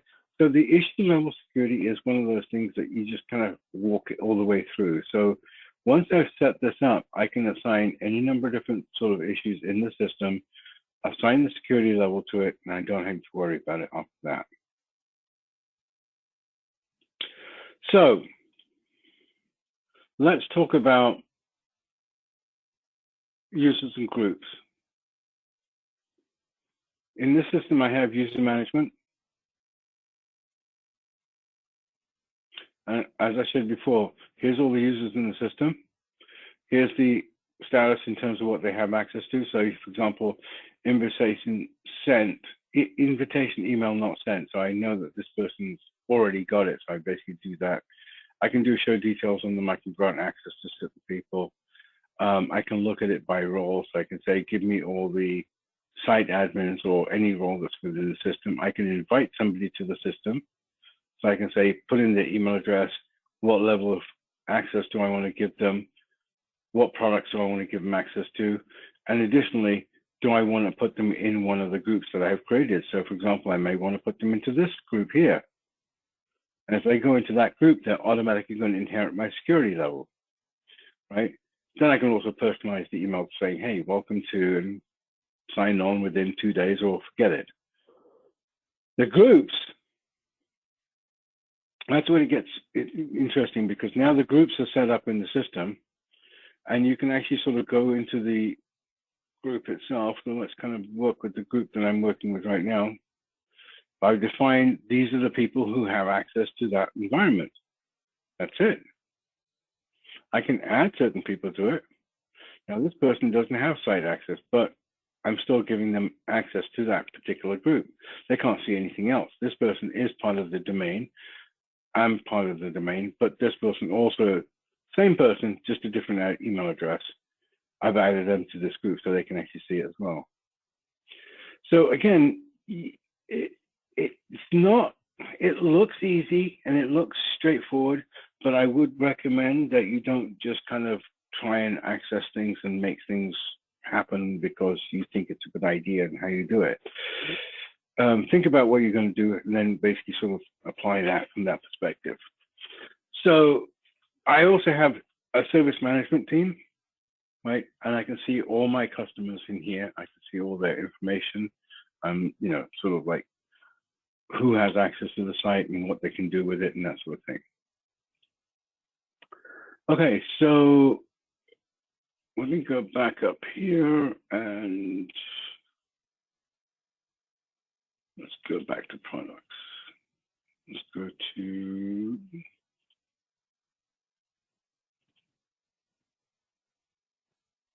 okay. Now, one thing that we haven't actually sort of done here as well is that in here, if I go to project settings, right, and look at the issue types, they've made life a lot easier now with the cloud version, because I'll be honest with you, in the server version, it can be very, so the simple task, let's say, for example, I want to click on subtask and I want to add a field like this class text field. I can drag it, drop it in here, right? If I wanted to add a drop down field, I will then give it a drop down field, says, you know, what system are you using? And then I can say option 1 is Jira, Confluence, oops, wow, Confluence, Bamboo, Jenkins. And I can save the changes. Now this is a subtask, right? So let's go to task, and it's not there, but I do know it's there available, so I'm going to drag it and put it in here. So now let's go and go to project settings. Oh, no, save changes. Cancel, don't be so jumpy. Save. Go back to projects, go to issues, select that, right? And if I basically go down here as class text field is there, what system are you using? Right here. Click on that. There's my options. See how easy it was? Now, in the cloud, in the server version, what you would have to do, and that's why it went through this different things, is you actually have to go and define the issue type. Then you have to define what the scheme is that you're going to use, right? So for example, it's going to be this, and it's going to have this particular issue type in it. And then we have to define what the workflows are and what the workflow schemes are. and then what the screens are going to look like. So for example, the one that we were looking at just now was, oh, where was it? Projects, admin class, ACK. ASM, where are you?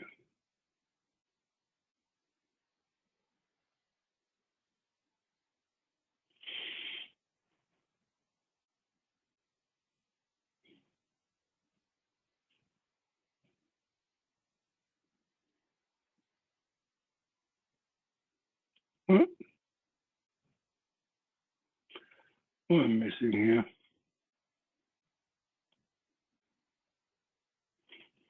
Project ACK.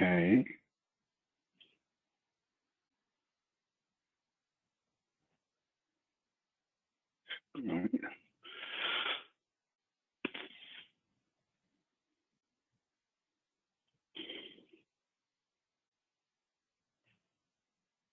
Okay. I am having a little problem here. I'm not sure what's going on.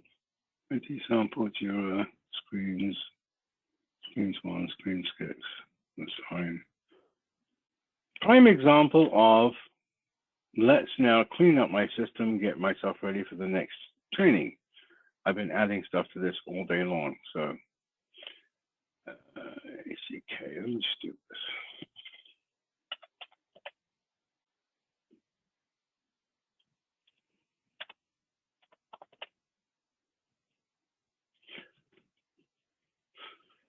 So that is interesting. This is something new that's just popped up in front of me. They changed the cloud version on me so much. Yeah, it seems like it's not actually providing me with the screen itself anymore. Okay. Point being that they've made it a lot easier in the cloud version to be able to make changes and simple changes like that. Yeah. The other thing that we haven't actually done is custom fields, which we're going to do next. But essentially, all the screens that you can set up in the system and all the screen schemes that you can set up in the system are all part and parcel of this environment. Is the screens where you set up tabs? Yeah. So yes, again, this is the class story that we talked about. So if I edit this one, this is one of the ones. What am I doing that for? Sometimes I basically query about the way that they set it up. So yes, for example, here, this is the one I can add a tab in there. I can add in number types. Now, here's the really cool part about this, and I'll be very honest with you. People don't tend to basically use this thing very much. And you will end up with, like, say, for example, create a task. You see how long this is? Or if I basically go to an epic, right? I don't like to basically scroll through all this stuff all day long, right? So in order to be able to do that, you can basically create tabs along them and say, I'll break these up by different functions, right? And that just makes life a lot easier from that perspective. So yes, in the screens itself is where you would actually go in there and configure the tab itself, right? So you can add a tab, give it a name, and then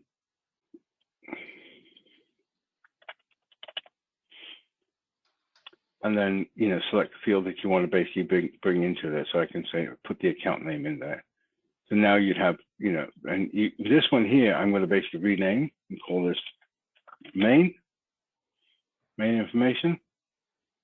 And now it's all set up. So if I go in and say edit, create, let's go into my AI fuzzy, class story.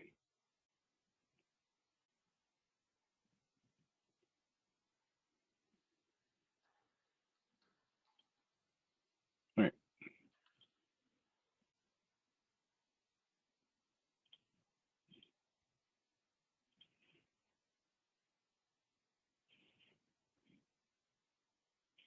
AFLS, okay.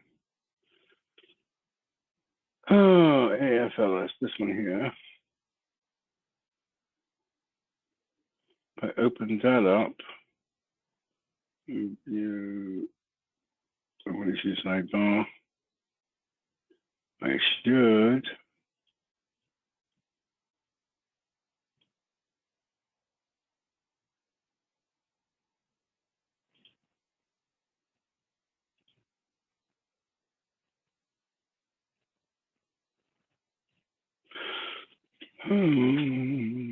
This is what I'm talking about. When you go and do something on the fly, this is what you got to be careful about.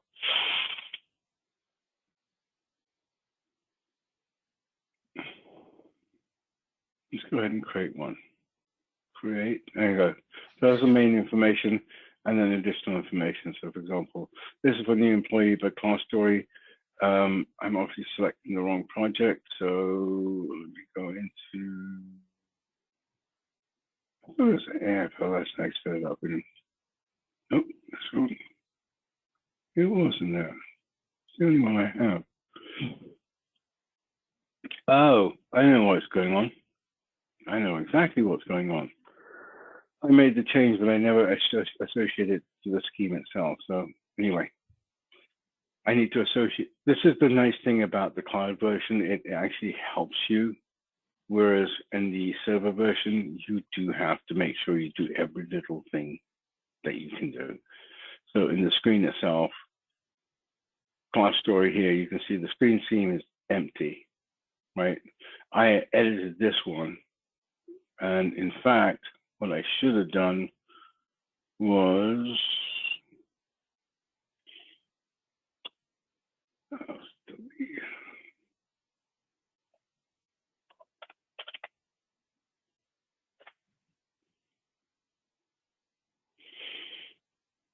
so if I now go into the default screen scheme here,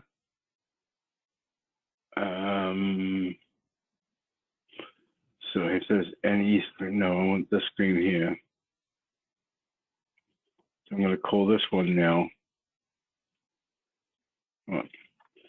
main.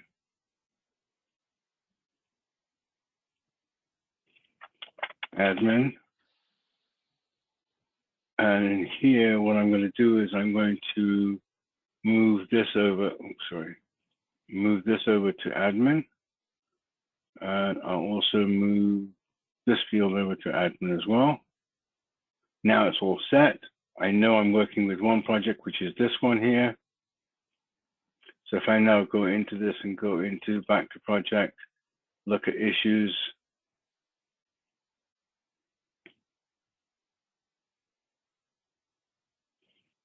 Come on, at some point.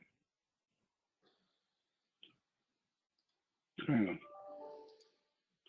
Right. So so when you get into this point, you can actually sort of see the different functions that are available. So if I go into create, let's see, class story. There you go.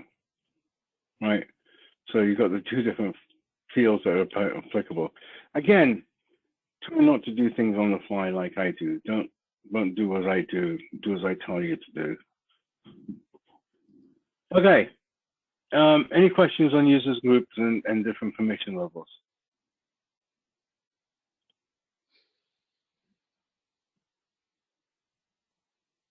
No, sir, I don't have any questions on it. Okay, so we are at 20 after 2. Next topic is going to be fields.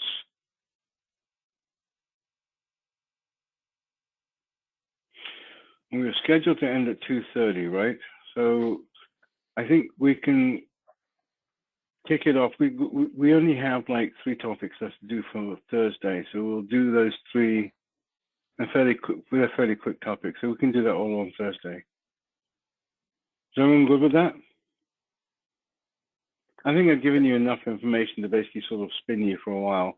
Have a look through, and then if you have any questions, bring them up, and then we can talk about them first part of Thursday at 10 o'clock. Answer them, or alternatively, send me an email. I can try and answer them today and tomorrow, or before Thursday anyway, so that we can kind of catch up on things. Okay? Okay. Sounds good. Sounds good. All right. I appreciate everyone's time. Thanks. Bye, everybody. Thank you so much. Thank you. you.